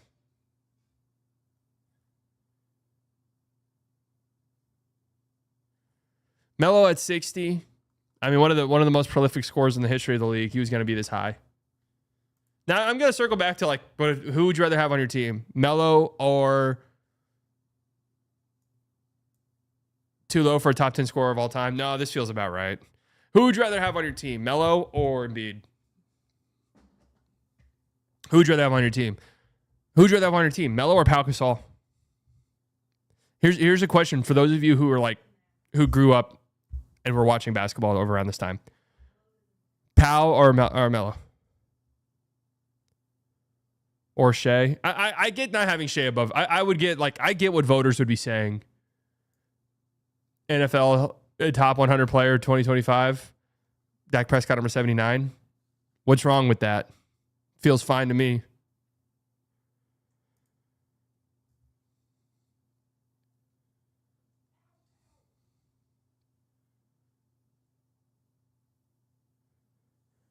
If it's all season, I'm taking Melo. If they're only playing the playoffs, then Embiid. Melo's such a hard one. One of the greatest scorers ever. I think at his peak in Denver, there was no doubting it. But I think some real, like, how much of a winning player was Melo? Truth, at the end of the day. No real playoff success to speak of whatsoever.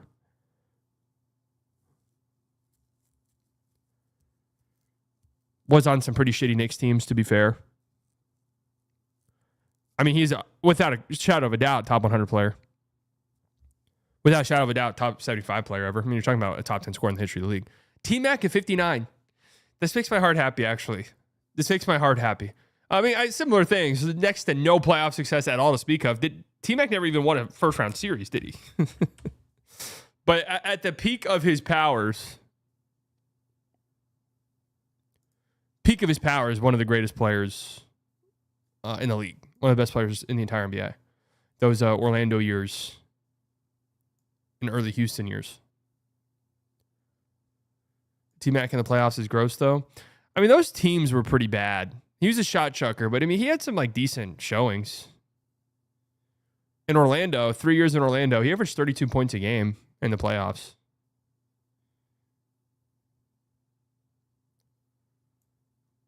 This is more of a peak And I think some of these guys we're talking about, like current players that we've questioned on this list, are suffering from the fact that they're current players, right? That's what it is. Because I'm gonna be real, I think Tatum deserves to be higher than T-Mac. Honest to God, I do believe that. I think T-Mac is probably like T-Mac's best years. T-Mac 2-time scoring champ, the top 4 in MVP voting twice. Yeah, top 4 in MVP voting twice. First team All NBA, what? 2 times, 3 times? No love for Omax. There's still time.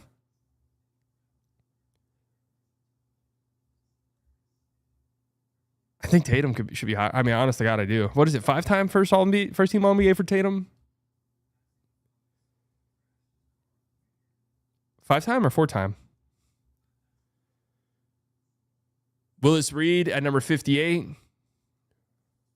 Again, with the interesting placement for like MVP winners. Luka at 57. Okay. Obviously, Luka is, again, we're just doing longevity in current players. Luka's better. Luka's a top 50 player in the history of the league, I think. Pretty easily.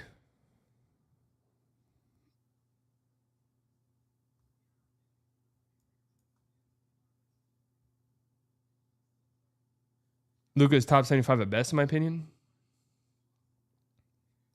I think pound for pound, Luka's one of the best players in the history of the league. Now, of course, you got to get the resume. You got to get the accolades and achievements and stuff like that. And he does have 5-time All NBA first team. But the MVPs, like the championships, like that's what you need to like really solidify yourself in these arguments.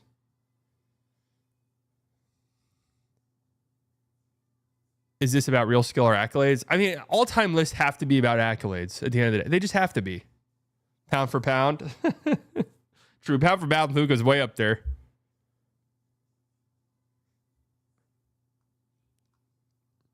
This feels like a really fair placement for Luka at this point in his career. Honest to God. Do you guys agree? I said Luka should have, remember this? I said Luka should have been on that top 75 list that they did. Because they did that with Shaq. Like, Shaq was like 2 years into his career when the top 50, when the NBA did like the 50th anniversary team, and they put Shaq on there. Rashawn Holmes got bought out. Oh my God, let's stop our stream and talk about it.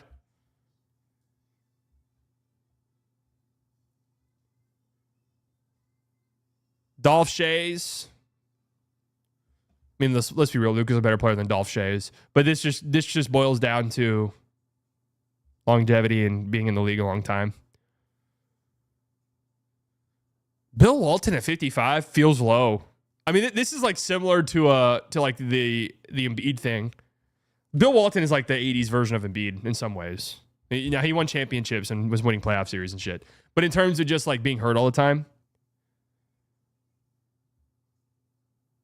I mean, look at this. Look at these game logs. Crazy, huh? Absolutely crazy. Won a championship with that Portland team, and then as a 6th man on the Boston Celtics. I think he deserves to be higher than this. I don't see how Walton can't be higher than this. But then that does put you in like the awkward sort of, well, if Walton gets higher, then you have to have him beat higher. But I think these guys should be hired. I think these guys should be higher. Like, if you have a peak like that, you deserve to be higher. Like, I forego a lot of other shit. Hey, this guy played 18 years in the league. Vince Carter, God bless him. I love him. Played how many years in the league? 20 something? Like, yeah, love him. Mavs legend, of course. But like, am I supposed to ignore the fact that Embiid's just way better at his peak, at the peak of his powers than that? Like, significantly better. No, I can't do that.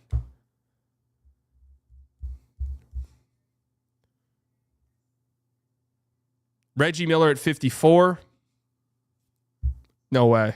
No way would I have Reggie Miller ahead of Bill Walton. Luke is just a much better player than Reggie Miller too. Like, much better. And it's not even like Reggie Miller had like the accolades. That is way too high for Reggie Miller. That way too high for sure. Absolutely.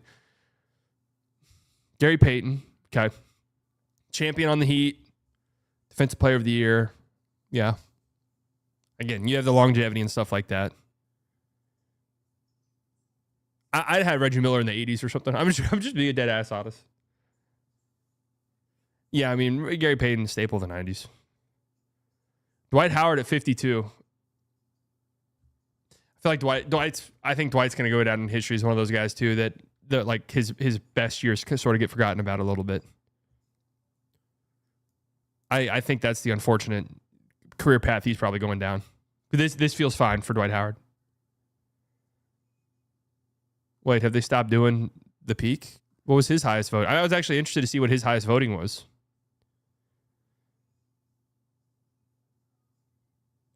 Dwight better than Luka?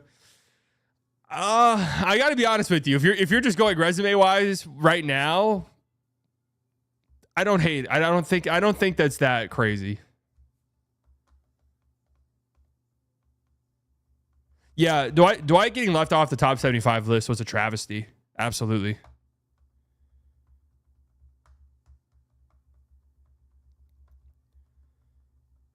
Think we'll get any more news soon? Probably not. I mean, there will probably be something, but nothing interesting.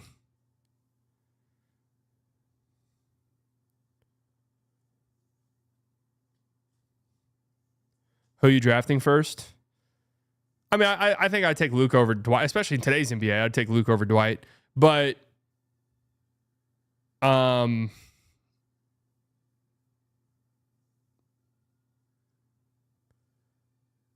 with that being said,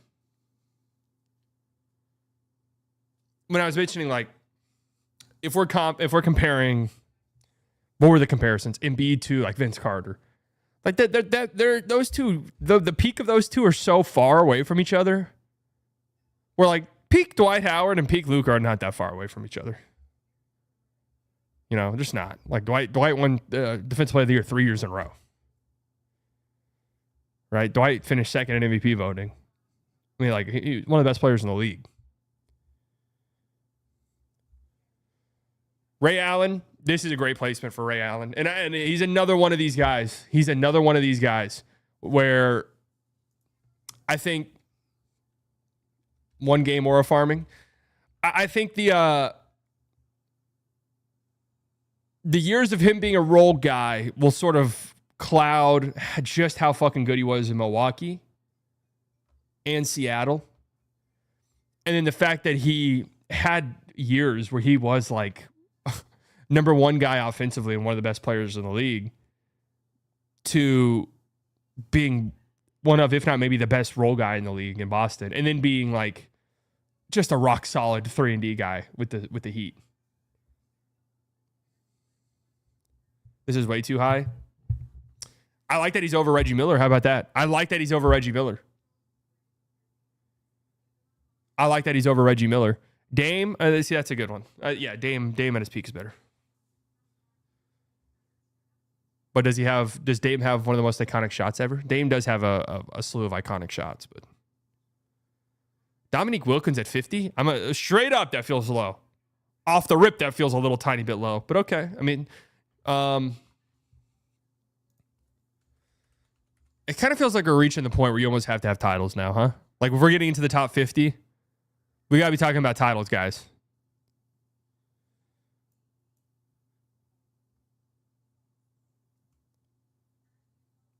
Dude, Dominique was a fucking walking bucket, man. Jesus Christ. Jesus Christ, man. No, 50 might be right for Dominique Wilkins, now that I'm thinking about it. Paul Pierce at 49. Yeah, I don't have a problem with this over Luka. I mean, it's just a longevity thing. We've seen this all throughout this list.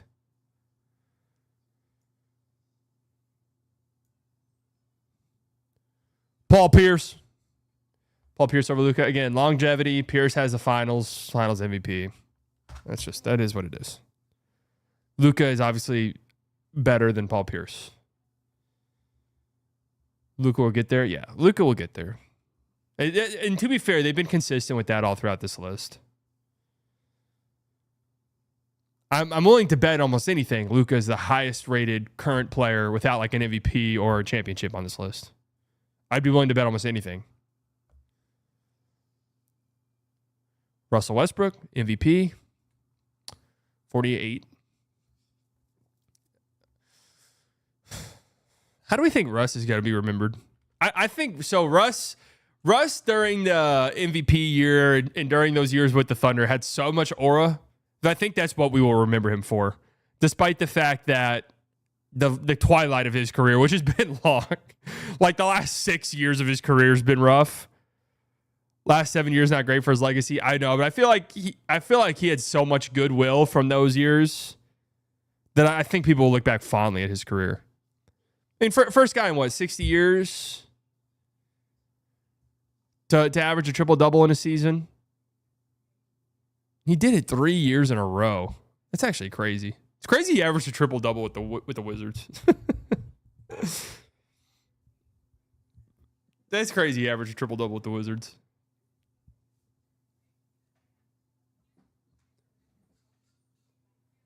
Surround Dominique with the guys Paul Pierce had, and he would have won a title too. Yeah, I mean, Dominique Wilkins was great. Alvin Hayes. Yeah, okay. Kevin McHale. Yeah, that makes sense to me.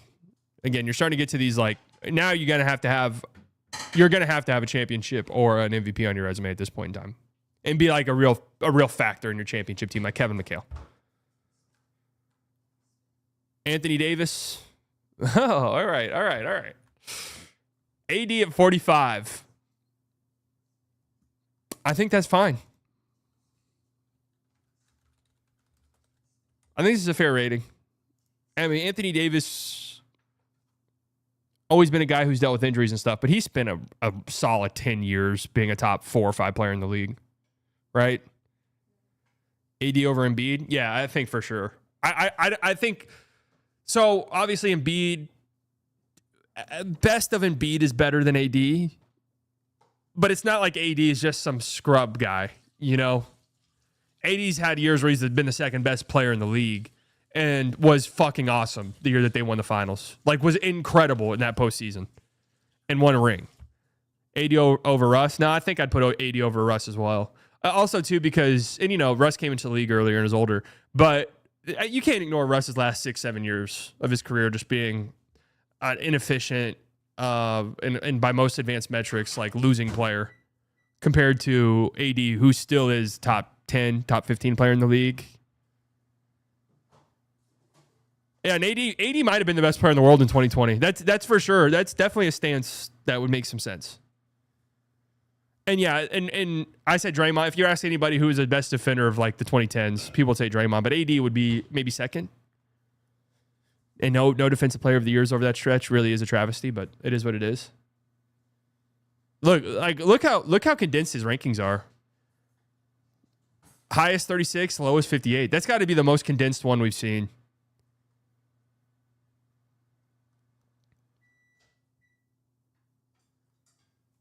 That's got to be like one of the closest ones. George Mikan, 5-time champ. There you go. 3-time scoring title. George Mikan. Who the fuck put George Mikan 81? Somebody hates plumbers. Walt Frazier, 2-time champ.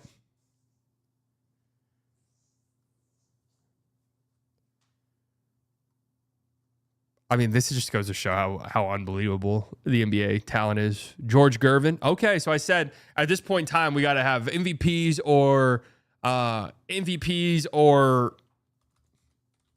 championships. George Gervin doesn't meet that criteria. But the best scorer in the league for like 7-8 years in a row.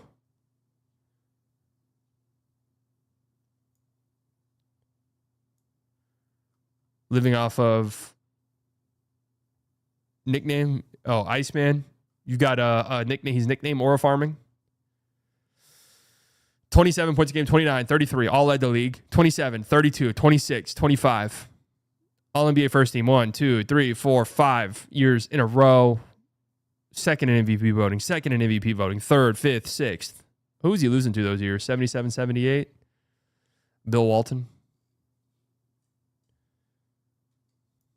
What is Kelly Olynyk guy saying? I don't know. He was wanting me to stop the stream to see who would be a better fit. Rashawn Holmes. What was the question?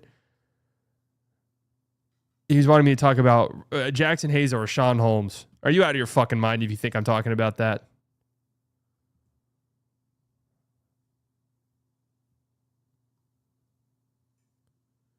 Rick Barry.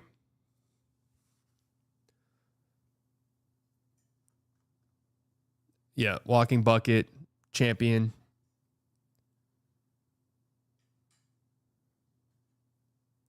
Look at how big the gap is for some of these guys. Brent Berry's his son, correct? Patrick Ewing at 40.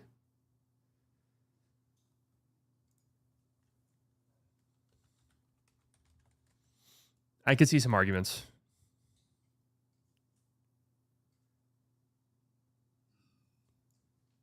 The Ewing theory. I feel like Bill Simmons has done irreparable damage to Patrick Ewing's legacy. I have to be honest with you. How high is Dirk? I think so. I'm gonna do. I don't know. I haven't seen this, and don't spoil it for me. I think we're gonna see Dirk. Patrick Ewing's here. I think we're gonna see Dirk at 26. Would be my guess. Dirk would be 26 for me. Clyde the Glide Drexler, 39.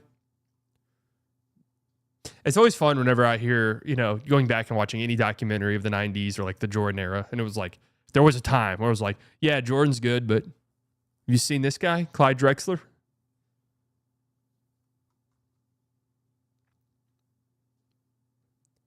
Bob Pettit, all right. Grandpaps. Bob Cousy.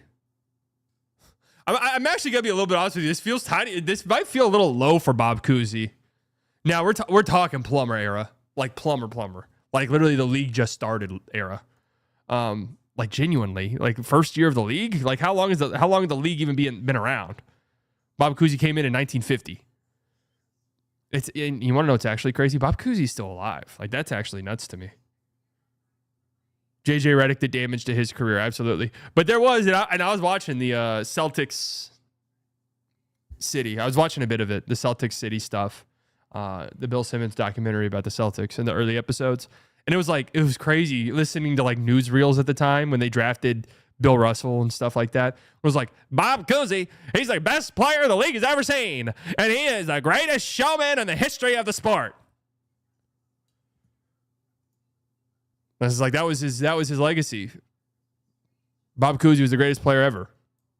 Until he wasn't, but and Bob Cousy, he's the best player that we've seen. He's quite the showman. Look at these dribbling skills. There was a clip like that. I was like, and look at these dribbling skills. And he's literally just at half court like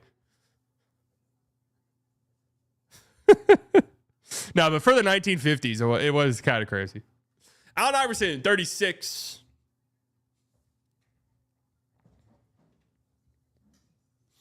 Okay. Now, my grandpa would tell you, he's not better than Cousy. My grandpa wouldn't tell you that. My grandpa wouldn't give a fuck. Someone's grandpa would tell him that, though. Too high, don't at me. Am I dumb to say Shea greater than AI?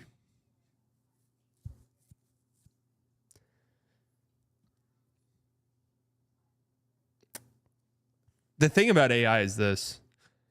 I don't know if you'll ever get a truly accurate rating of him in all-time lists because the fact that he did change the sport so dramatically and just everything surrounding the sport so dramatically, if that makes sense. People are burning their Labubu after theory links them to ancients. Not the Labubus. Look, they even mentioned it here. Granted his cultural impact on the game and those who consumed it, Fairy's great meaning. Yeah, there you go. You see what I mean? Steve Nash at 35. Damn. What? Kid's on here, right?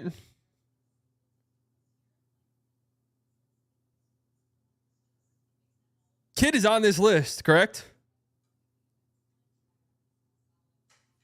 Too high? I actually think this is probably about right for Steve Nash. Harden at 34. Damn, man. I think this is a fair rating for Harden. Because at the peak of his powers, I mean, James Harden was fucking unbelievable. Like those years he had, I mean, an offensive talent, like, I mean, he was averaging 36 points in a season, guys. Like scoring levels that, I mean, rival Jordan. I'm not, like, seriously. And another guy that I think, unfortunately, so we talked like Russ kind of had the aura and stuff like that. So I think people will view his career a little bit more, with a little bit more of a friendly light. Harden's, because of the playoff choking, because of the flopping stuff, because of how people felt that he negatively changed the game with the 3-point shooting and the flopping and the grifting, and just that Rockets team in general, that I feel like people won't remember like the peak, like how unbelievable he was at the peak of his powers. How unbelievable he was. Harden above Russ? Absolutely. Without a shadow of a fucking doubt. Without a shadow of a doubt.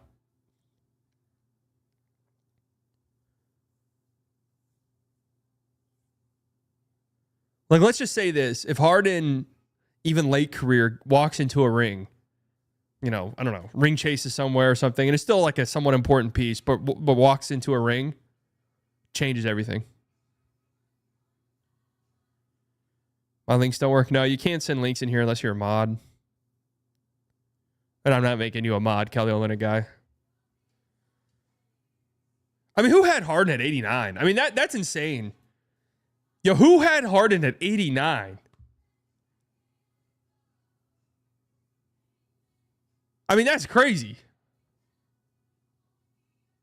I can't think of a single argument for Harden beating 89. J Kidd at 33. All right.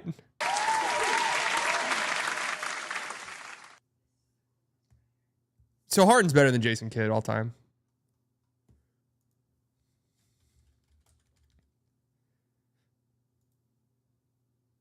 But yeah, I mean, Kidd, I mean, again, look at this. 27 to 44. That actually might be the smallest gap we've seen. This feels about the right range for Kidd, for Killy Kidd. One of the best defensive guards ever. One of the best floor generals ever. I mean, Killy Kidd came into the league today, and early career, the 3-point shot was a little bit wonky. Later in his career, became a 3-point sniper. Was a 3-point sniper with the Mavs. But he comes into the league and like focuses on his 3-point shooting early on. Woo! Woo!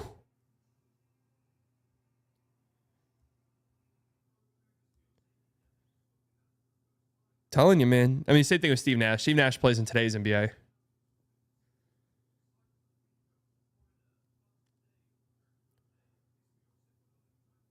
Kawhi at 32. Damn, man. I'm interested to see who's ahead of him.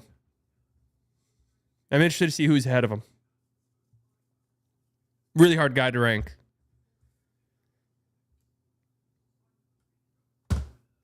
This feels right. Feels the time of too low. I don't know. This feels about right.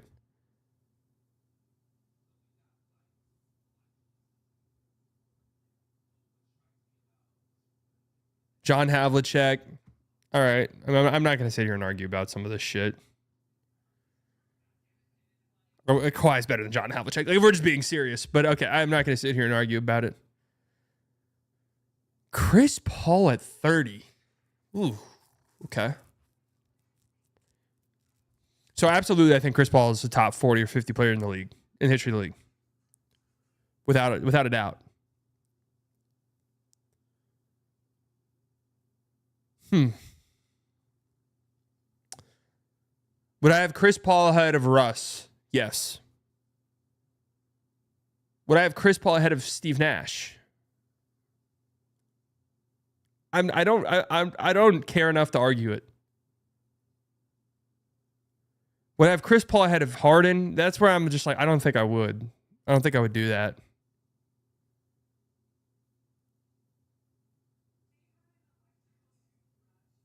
They're all close, though. At this point, we're nitpicking because they're all close. But, you know, Kawhi over Chris Paul. I mean, Chris Paul. And the thing was, since he was on the Hornets, like a shitty team, like, let's just be serious. Like, his best years, I think, kind of go a little bit forgotten about. When he was, like, legit a top 4 player in the league. Finished second in MVP voting his third year in the league, guys. Isn't that crazy? Second.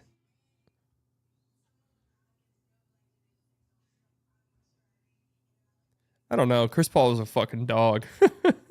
Chris Paul is a fucking dog.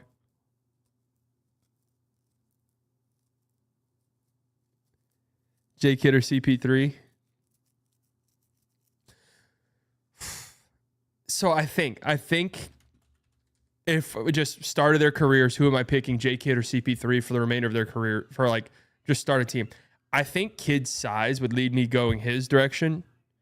And I think I could look at Kidd in the modern NBA and be like, if we can get that jump shot, put that jump shot in your arsenal earlier in your career.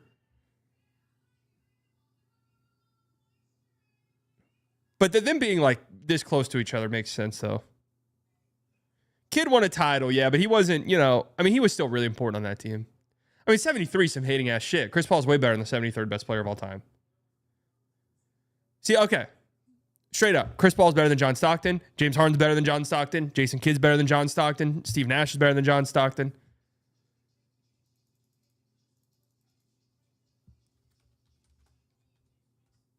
Okay. Kawhi's better than John Stockton. That goes without being said.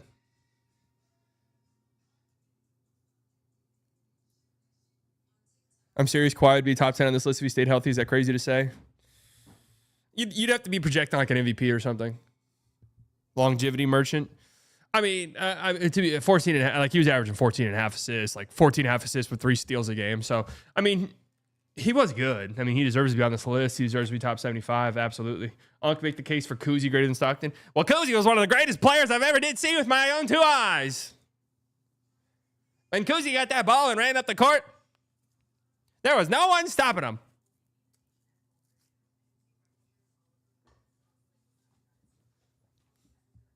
History won't be kind to CP3. I already think people are already forget how fucking good he was on the Hornets and early in the Clippers. Scotty at 28. I think I'm going to be all right with Dirk's placement. I got to say, I think I'm going to be all right.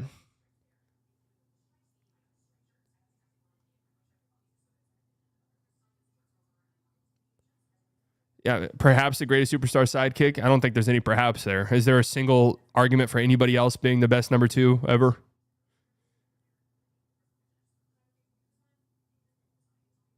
Is there a single argument?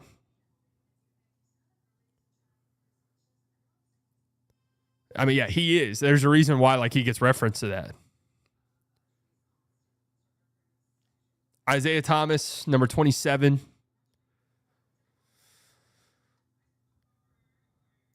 Yeah. Jason Tatum, the best number 2 ever.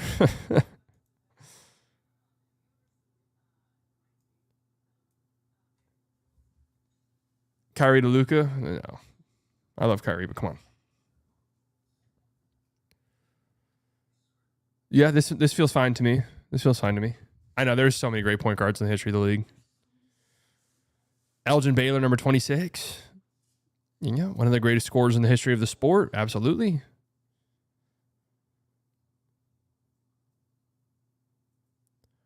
Chuck at 25. Oh man, they showed some love to our guy Dirk. I'm happy to see this. Sometimes there could be some Dirk disrespect on some lists like this. Chuck at 25. Giannis at 24. All right. Current player placements from here on out. Who else would be left? LeBron, they'll have a number 2. And Jokic. Where's Jokic going to be? If I just had to guess, where are they going to put Jokic? 16? 15? Oh, Curry. Curry top 10 for sure. Oh, KD as well. So this is a fun argument right here. This is a fun argument. Giannis or KD?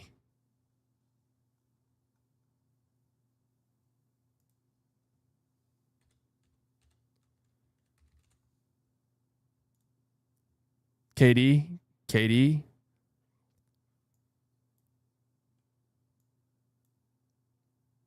That's a bit hard. Okay.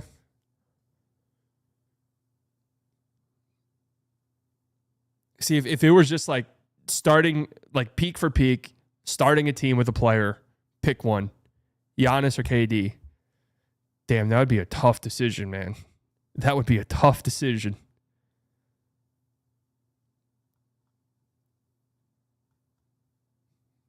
I'd have to really think about it. I know it's definitely close.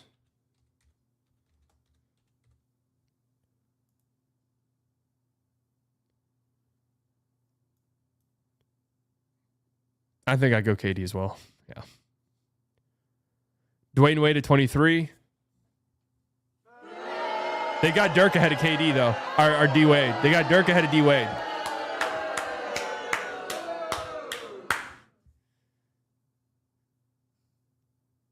They got Dirk ahead of Karl Malone. I'm guessing Dirk's coming up right now. I think Dirk's coming up right here. Moses? Dirk's in the top 20, baby! Dirk's in the top 20. Moses. Who remembers when Chris Smoove would have Moses when he had his point guard and then he'd always make the big later in the year.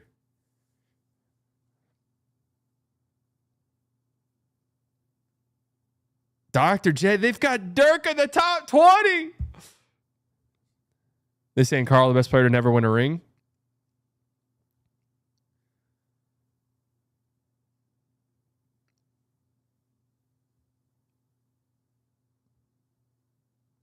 Yeah, I'm guessing so, huh? Trying to think who else there would be. Did you see Moses live? Yeah, I caught a few games back in the day. Dr. J, number 20.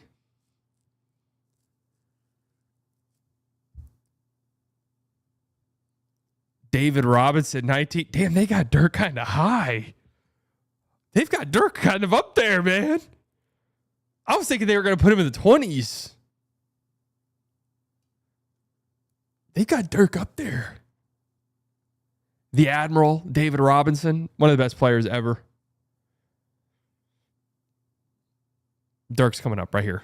There he is. Dirk. Dirty Dirk. There's our GOAT. There he is.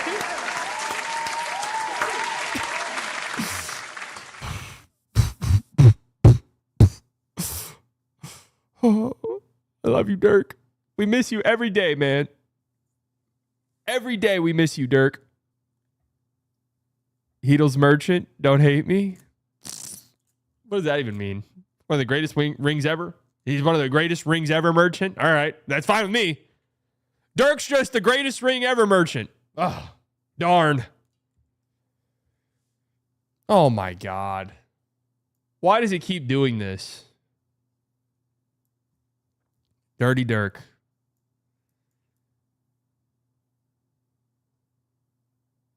And they got KG one spot ahead of him. Oh, wait. Okay. Okay.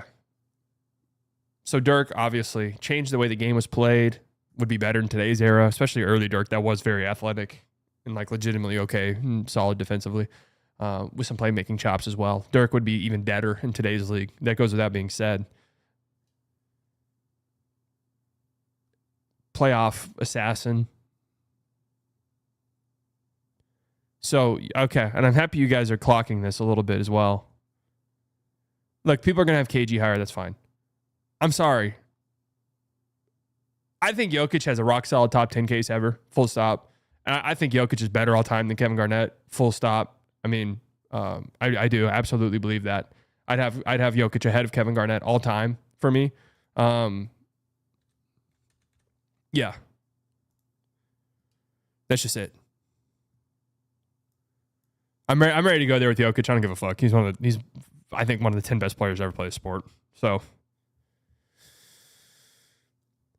I know I'm being delusional. I just had the feeling ever since we traded Luka that he will be a Maverick again at some point. What do you think? Probably not. Jokic is probably the best, arguably the best offensive player ever. Yeah, I think absolutely. I think he's a top 10 player ever. These guys, exactly. That's it, Brian. Is like this guy. It's hard when a player is like in the middle of their career. It is. Jokic can't create his own shot, but sure. What? That's one of the wildest takes I've ever heard. What? Bro. Jokic is at damn near average 30 points this season.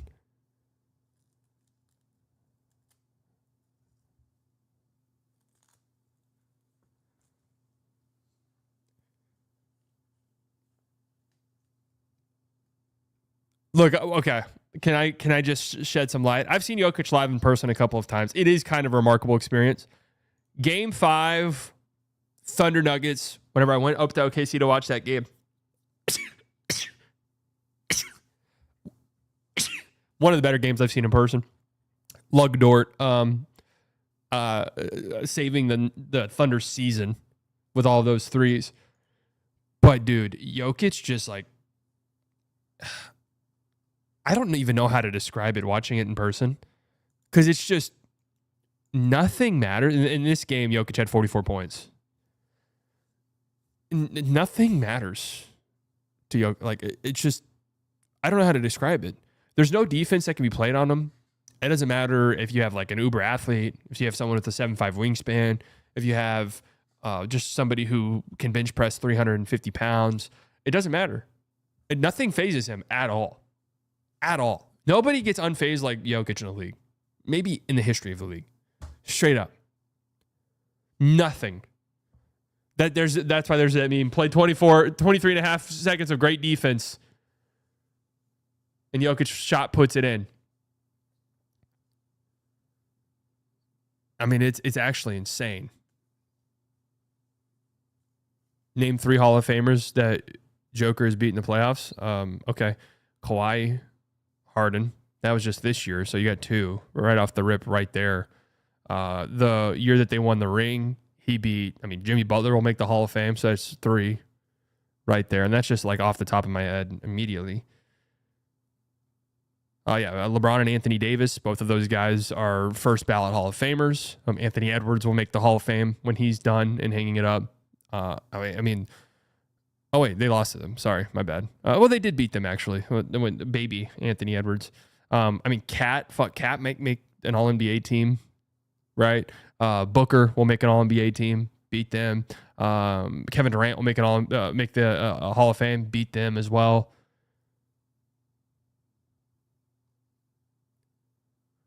So, I don't know. I don't know about that one. He's never beat a 50-win team in the playoffs. That's true. The Clippers get to 50 this year? The Clippers did get to 50 this year. That streak has been broken, actually. That streak has been broken.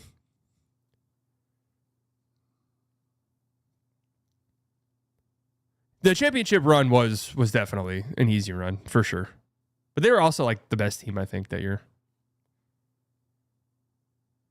So I'd have Jokic ahead of KG. But KG is top 20 player ever. So I don't know. Jerry West, number 15, the logo. We're getting to the dogs at this point. We're getting to the fucking dogs at this point. Big O, Oscar Robertson, 14. I don't have much. KD, 13. Does this not feel crazy high to me? Like, okay. Okay. All right.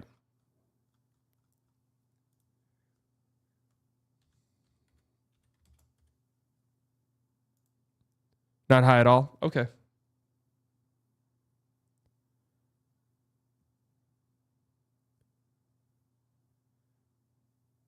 You don't want to live in a world where Harden's a Hall of Famer? Really?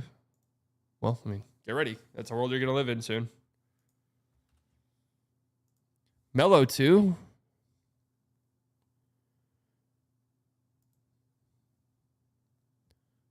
Holy hell, this website's going so slow now.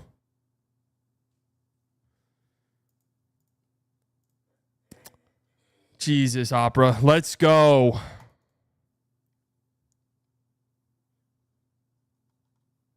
My Opera's about to crash. Dude, are there better fucking browsers, man? Like, this shit is ridiculous.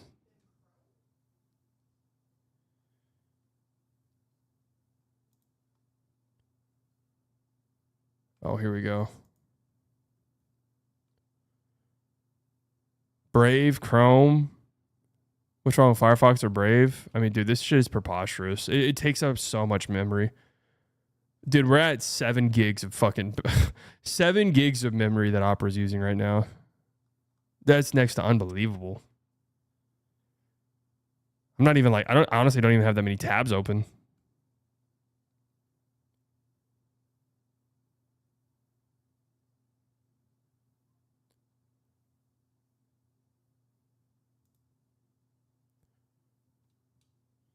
Kobe 11? Wait, what?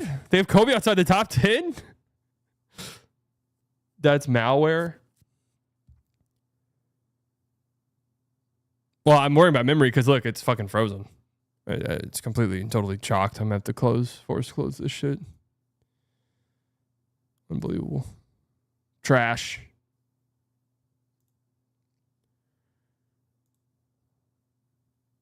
$11 spots too low for Kobe.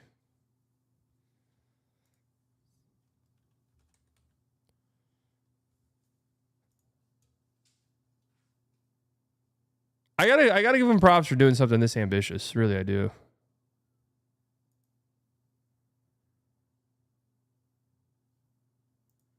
I gotta be honest with you. How's Kobe not a top 10 player ever? I get a lot of the arguments and stuff, but like, let's see who's ahead of him.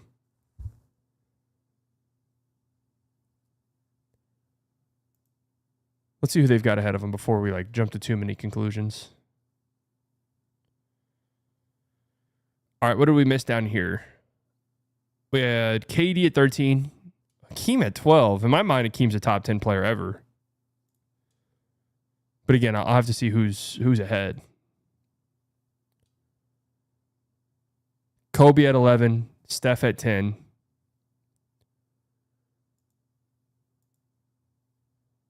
I think all that's fine right now.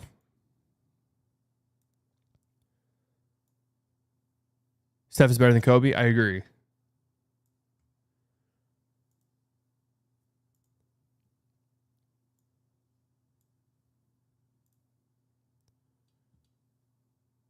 Number 9, Wilt. Okay. 8, Larry Legend. Okay. 7, Timmy Duncan. Well, all right. Shaq.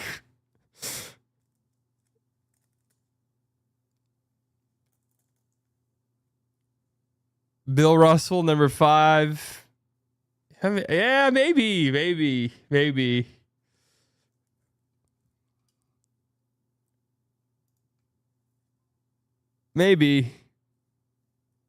Kareem, LeBron, MJ. Damn, maybe Kobe is outside the top 10, huh? Absolutely insane if you think Steph is anywhere near remotely close to player Kobe. I mean, I think they're pretty fucking close. I'd have Steph higher.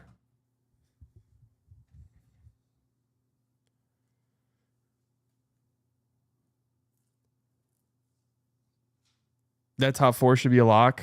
Yeah, I mean, how's that insanely disrespectful?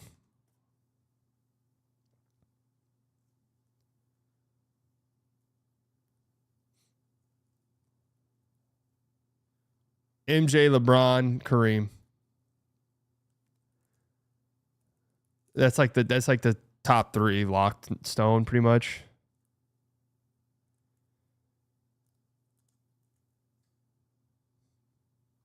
Bill, Shaq, Tim Duncan, Larry Legend, Wilt, Steph. Somebody had Steph 8. Okay, see, somebody had Kobe 18. That's crazy. Who had Kobe 18th? Who had Tim Duncan outside the top 10?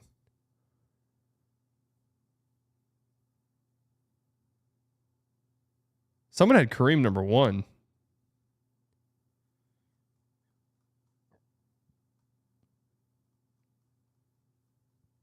I think Hakeem has an argument to be in the top 10 too.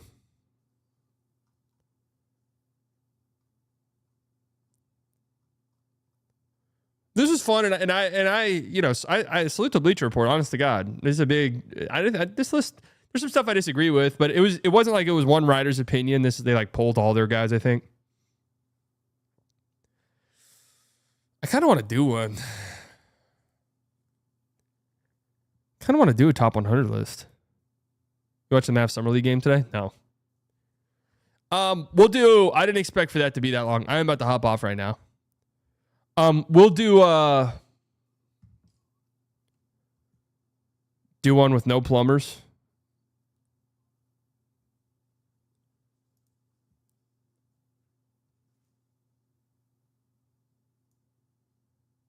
Any top 100 list would be better than Flight's.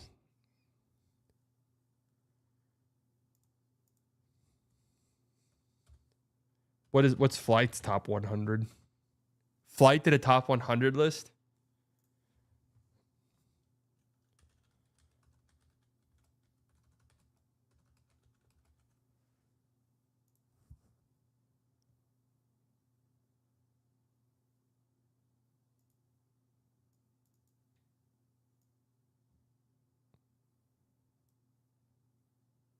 What it do, flight crew? FTC. Flight team stand up! You know it's February, cause FTC is legendary. What it do, flight crew? FTC. Flight team stand up! You know it's February, cause FTC is legendary. We got the official top 100 NBA players of all time Flight Reacts Edition list. Starting out at 100, Pistol Pete Maravich. Bro, if you're a point guard, bro, or you just like have any type of passion for like the guard all right, game, bro, Pistol Pete 100. Pistol Pete up on this list. Amari Stoudemire at number 99. I feel like Amari Stoudemire is a very underappreciated Amari Stoudemire had a Pistol Pete. All right. player. Tim Hardaway Sr. This dude was like the very few point guards to really make the crossover for what it is today. You have Rip Hamilton. Next up, Latrell Sprewell. Bro, Latrell Sprewell, look up Latrell Sprewell, number 96. All right. his damn stats, bro. This We're man was a cooking dog so back far. in the day. Next up, you have Mitch Richmond. Scotty 5'6", Scotty Barnes? Next When up, the fuck was this you have list made? Mitch Richmond. Scotty 5'6", Scotty Barnes, top 100 player ever. February 15th, 2024. Barnes. Bill Walton. You have Chris Bosh. You have Josh Smith, a.k.a. Jay Josh Ben Smith. Wallace. Next up, you have John Wall. You have Jason Tatum. You got Robert That's Perry. about the same spot they had him on the Bleacher Report one. James Worthy's coming in next on this list. You have Dominique Wilkins, the human highlight reel. You got George Iceman Gervin. You got Jason Kidd. You got Bob Kid 83. Bob Cousy 82. Cousy. Next up, you got Clyde the Glide Drexler. Next up, you have Dr. J. Dr. J 80th. Next up, you got Moses Malone. You have Patrick Chewing. Pearl Malone. Next up, you have Oh, David Robinson 76. Hey, I'm all for the Karl Malone hate. But David Robinson 76. David Robinson. You have Jermaine O'Neal. Next up, you have Starberry, a.k.a. Steph Marbury. You have Jerry West. You Steph Marbury and oh my god. have Penny Hardaway. Penny You have Hardaway, who did Jerry West? Yao Ming. Elvin Hayes. Bernard King. Next up, you have Draymond Green. You have Pau Gasol, the beat of Joel. Fox of De'Aaron. De'Aaron Fox? Arenas, man. You have Scottie Pippen. You have Reggie Miller. You have Chauncey, Mr. Big Shot Billups. You have Ray Allen. You have Gary Payton. You have Paul the Truth Pierce. Wait, is he Next up, skipping? with Gary Payton. You have Paul the Oh. Truth Pierce. And next up, who is also part of Big Three. Kevin Garnett 57th. Kevin Garnett only 10 spots better on the all-time list than De'Aaron Fox. That makes sense. Kevin Garnett. We have Isaiah Thomas Sr., Butler of Jimmy. Jimmy Butler ahead of Dark 54, ahead of KG, so I respect them there.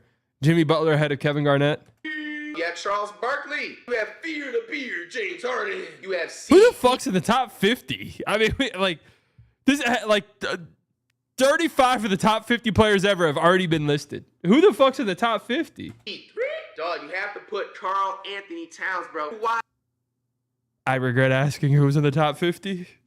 I regret. the Claw Leonard? Super sorry, you guys. Just a slight technical difficulty on my camera. And then the only part, of course, it had to be on one of my favorite players of all time. Tracy McGrady is up next on the rankings. You have Sean Kemp. Sean Kemp, 47. Next up, a lot of people are going to be scratching their head at this one. But if you have some real NBA knowledge, you don't have to put him in this list because I really feel like this player would have seriously dominated on the next level. Unfortunately, if he did not pass away, you know what I'm saying, before he even got to step on the NBA court, and you have to put Len Bias. Next up, you have Manu Right. Bol. Okay. Len Bias, Never played an NBA game, but he's got to be top 45. Manute Bolt? No. Next up, you have Spud Webb. Spud Webb? Shortest NBA player to win a dunk contest, I think, if it's not him or Nate Robinson, but he was the first to win. That was the shortest at his time period, bro. Also, speaking of the short NBA player list and everything like that, Muggsy Bogues. Muggsy Bogues, top 42 player ever. Step foot. You know what I'm saying? Like, dog, that's absolutely incredible, Manute Bolt, Muggsy Bogues. All right, Kyrie. Okay. Insanity. Next up, you have Russell Westbrook. You have Devin Booker. Devin Booker, 37th all time. Zion Williamson, top 36 player in the history of the sport. Monte, a.k.a. Monte Ellis. Monte Ellis, 35th all time.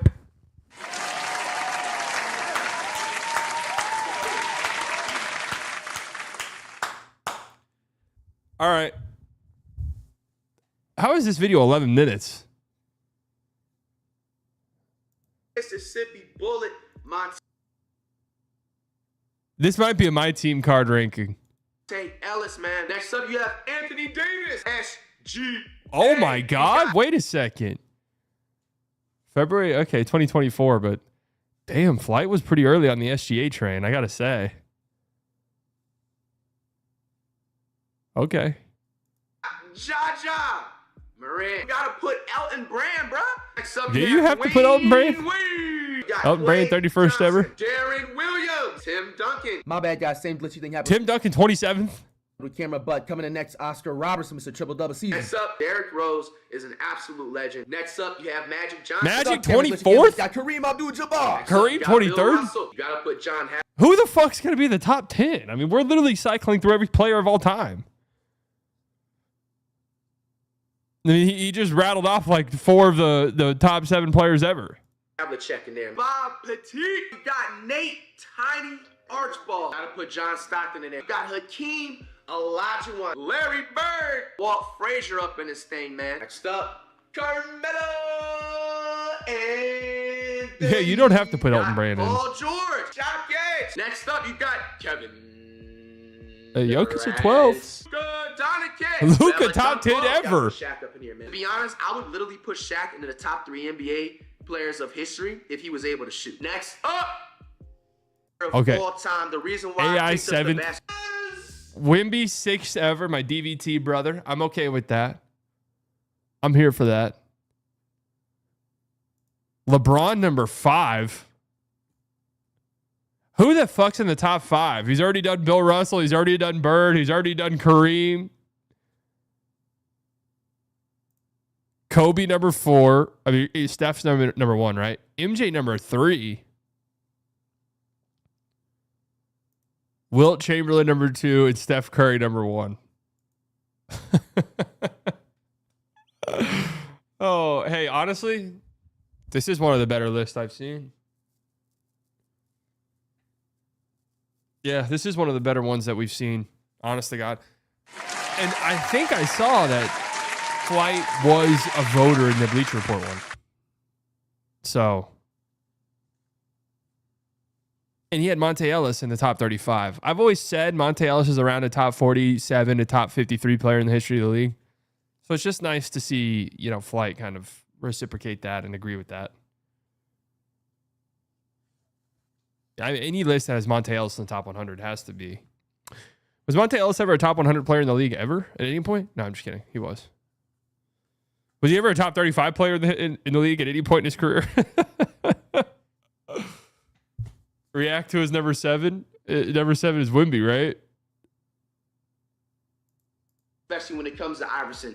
Next, to the point of what I was talking to you guys earlier on in the video, that what these lists are going to come down to, bro, the influence, bro. Iverson is the reason why today your favorite NBA players are able to walk around the NBA having tattoos, having braids, having locks, having all time. Like, Iverson brought the entire culture into the NBA. Wet banana. I mean, that's true. That's true.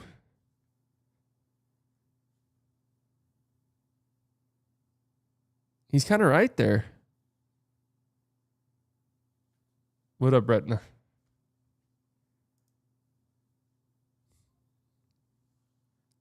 All right, tomorrow I'll give you guys a Letterbox update and Sopranos update. I didn't expect to spend an hour and a half on that top 100 list. This is before when we played 40 games in the NBA. I got to respect it.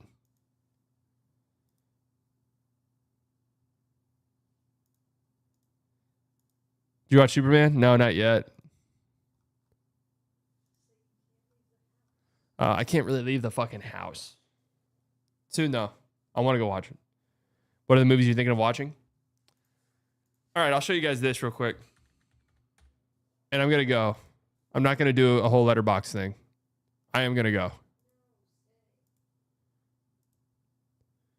You going to miss F1 and IMAX? I know, and I do kind of want to watch that.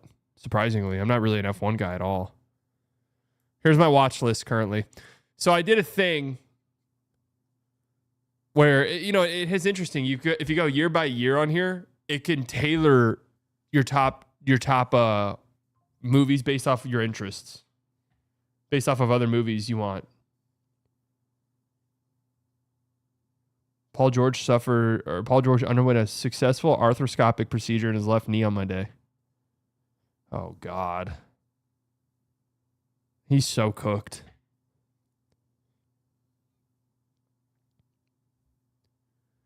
He is so cooked.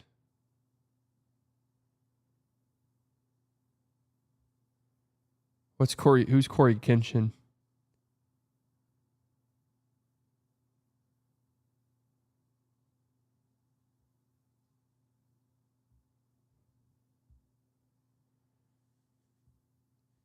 That's one of the worst.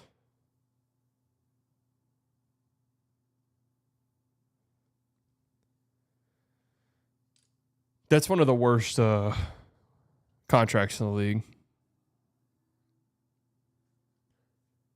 All right, so here's all these movies. So I went year by year, top 3 movies that Letterboxd kind of suggested, threw them on, and then also went year by year, top 3 most popular that year, and just kind of threw them in as well.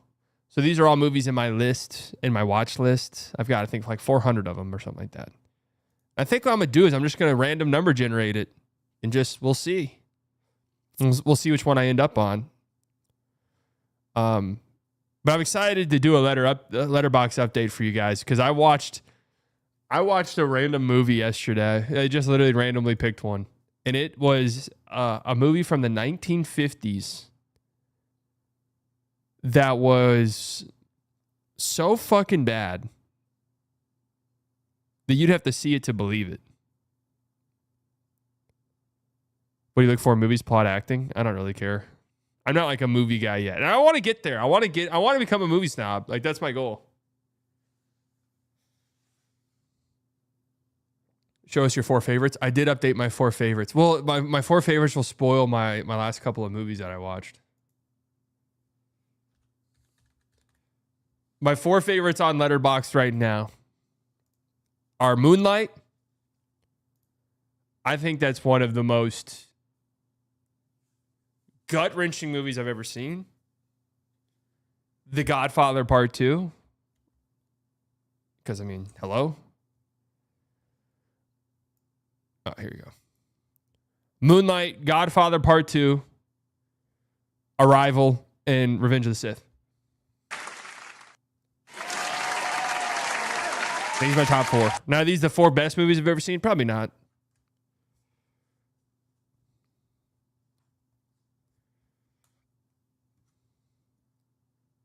Revenge of the Sith. It's one of my 3 favorite movies of all time. Like, I don't give a. It's one of the 3 movies I've watched the most. B-Dot, Perks of Being a Wallflower, Almost Famous. I have both of these on my list. Children of Men, Secret Life of Walter Mitty. B-Dot, these aren't your 4 favorite movies, bro. Don't try to be something you're not. These are not your 4 favorite movies.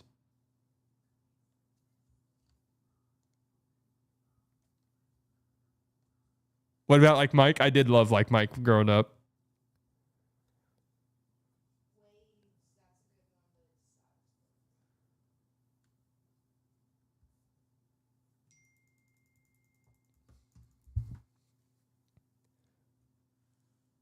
Now, B-Dot didn't like Man of Steel. Let's see. B-Dot gave Superman a 4. If you think Superman is boring after seeing this, you're boring. Hell yeah. Love it. Yeah, B-Dot's not a Man of Steel supporter at all.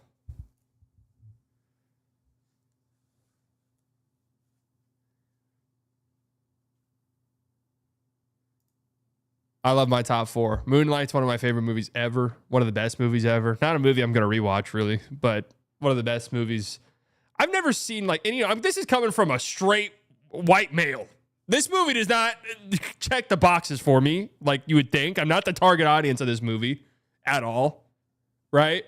But there's like, God, the emotional punch of this movie. I don't know if I've ever felt like finished watching a movie and felt the way like I felt. I wanted to hug Chiron. So I just wanted to hug Chiron.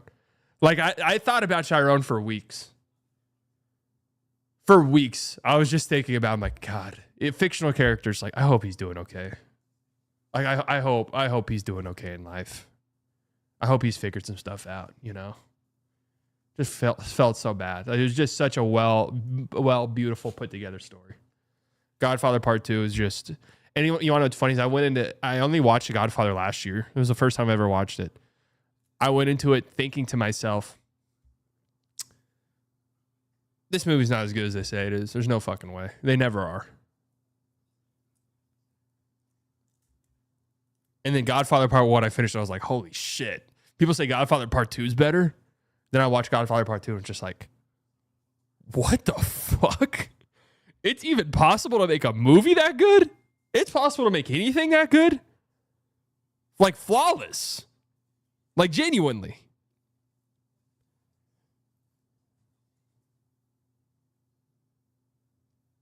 That's how I felt about Goodfellas.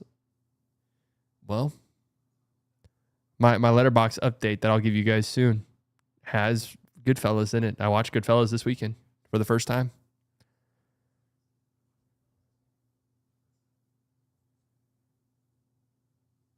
Arrival, dude. Similar to Moonlight. The emotional punch that Arrival packed, Jesus Christ. The twist in that's one of the better twists I've seen in a movie. Honest to God. That's one of the better twists I've seen pulled off in a movie.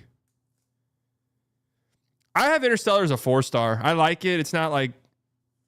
I have problems with Interstellar that run deep. Honestly, I do. There's problems. I've said this before. Interstellar's ending to me is so bad. Seriously, so bad that it ruins a lot of the movie. What is that a conservative take? I have Moonlight as my number 1 movie. Like there's nothing conservative about this. I have Moonlight as my number 1 movie.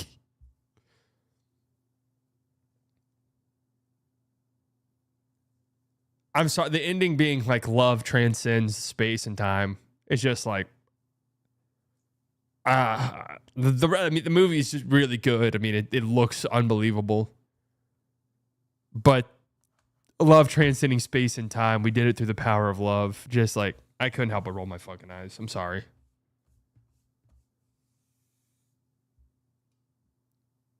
And then Revenge of the Sith is probably the movie I've watched the most in my life. It's got to be up there. It's got to be up there with, Dark Knight, which I did watch again over the weekend. And I still love Dark Knight.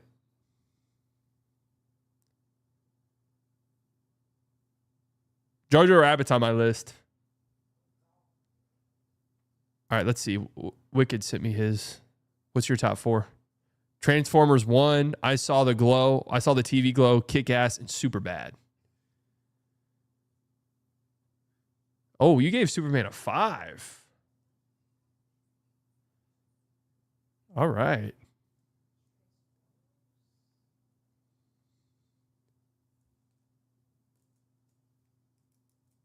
I think Dark Knight is so overrated. The new Batman is so much better. So there is some stuff, and I was thinking about this when I was just rewatching Dark Knight. I just had it on in the background. Seen that movie a million times. But I hadn't rewatched it in a while. And rewatched it, I was thinking, like, the pacing of this is so batshit crazy, no pun intended, that it is, like, I could definitely see thinking the recent Batman's better. But you have to remember, though, at the time when Dark Knight came out, at the time, there weren't superhero movies like that. That didn't exist.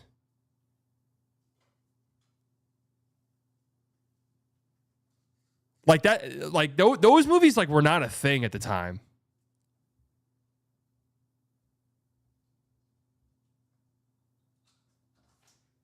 Not even Iron Man was like that. Like the sort of dark, gritty take on superheroes. And going back and rewatching it, man, Heath Ledger's Joker. I mean, like that puts. And I thought, what's his name, Paul Dano. He was really fucking good as a Riddler, really, really good. But Close Encounters of the Third Kind's on my watch list as well. But Heath Ledger, holy shit! I mean, that's got to be one of the best performances in movies ever. Like, he's so fucking good as a Joker.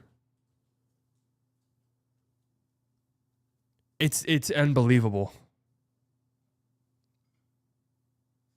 to get that performance in a superhero movie. It is just crazy.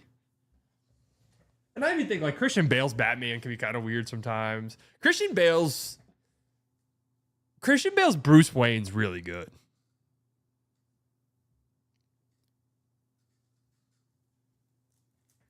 It's funny because like I think Pattinson's Batman's really good. I love that take on him. And he's not there yet as, you know, I don't love Bruce Wayne being like an emo kid. I like Bruce Wayne being the philanthropist billionaire. I like him being emo is like an interesting take on it. But it's fun when he's like it's fun when he's, you know, he's got in that movie, he goes to Hong Kong and he's on he takes the entire ballerina, the entire like ballerina group on a fucking yacht. Come on. No, I know that's how I know with the new Batman, they're doing that intentionally. But I mean, it'll get there. I mean, the newest Batman movie is fucking amazing. I like it is. I agree with everything you guys are saying. Like, I'm just saying I like the billionaire. Oh yeah, I saw Penguin. Penguin was good.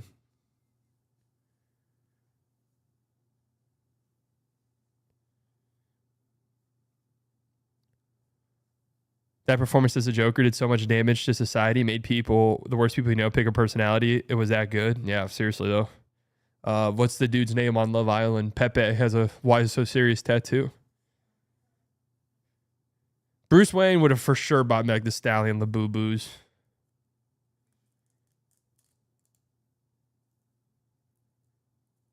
My favorite scene in The Dark Knight is when Bruce saves Jim Gordon in the Lambo. Oh yeah, that was good too. Then he gets out. He's like, "You don't watch the news?" He's like, "No." Thoughts on the Joker film? Never saw the second one. First one I thought was good. I didn't think it was like great or anything. I thought it was a good movie. So I think that's I think that one went too far. Like on the gritty side. And then it turns out like that's not even the Joker, really.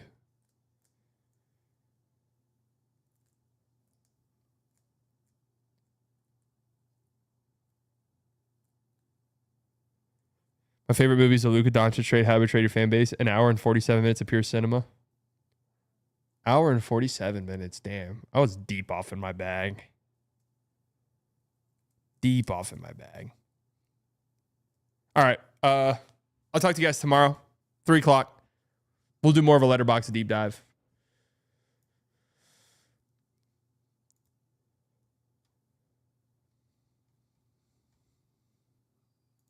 Sorry, like I can't. I don't like. I'm sorry. I don't care about this summer league game at all. I'm about to go take a fucking nap.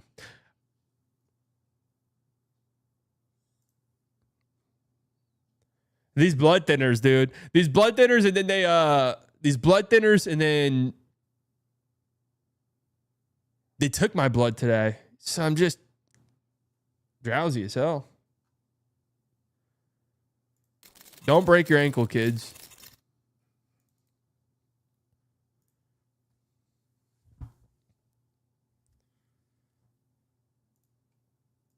You hear me? All right, folks. Is it true Meg loves shooters? I guess so. All right, folks. Thank you all for tuning in. All of the OGs, guys, I love you very much. Could have spent your Monday anywhere in the world. You decided to spend it here. New subscribers, promise, guys, and I regret it. Donations, members, thank you guys. You never have to do that. It helps me out tremendously. Makes me feel so good. You guys enjoy the rest of your day. I'll talk to you all later. Bye.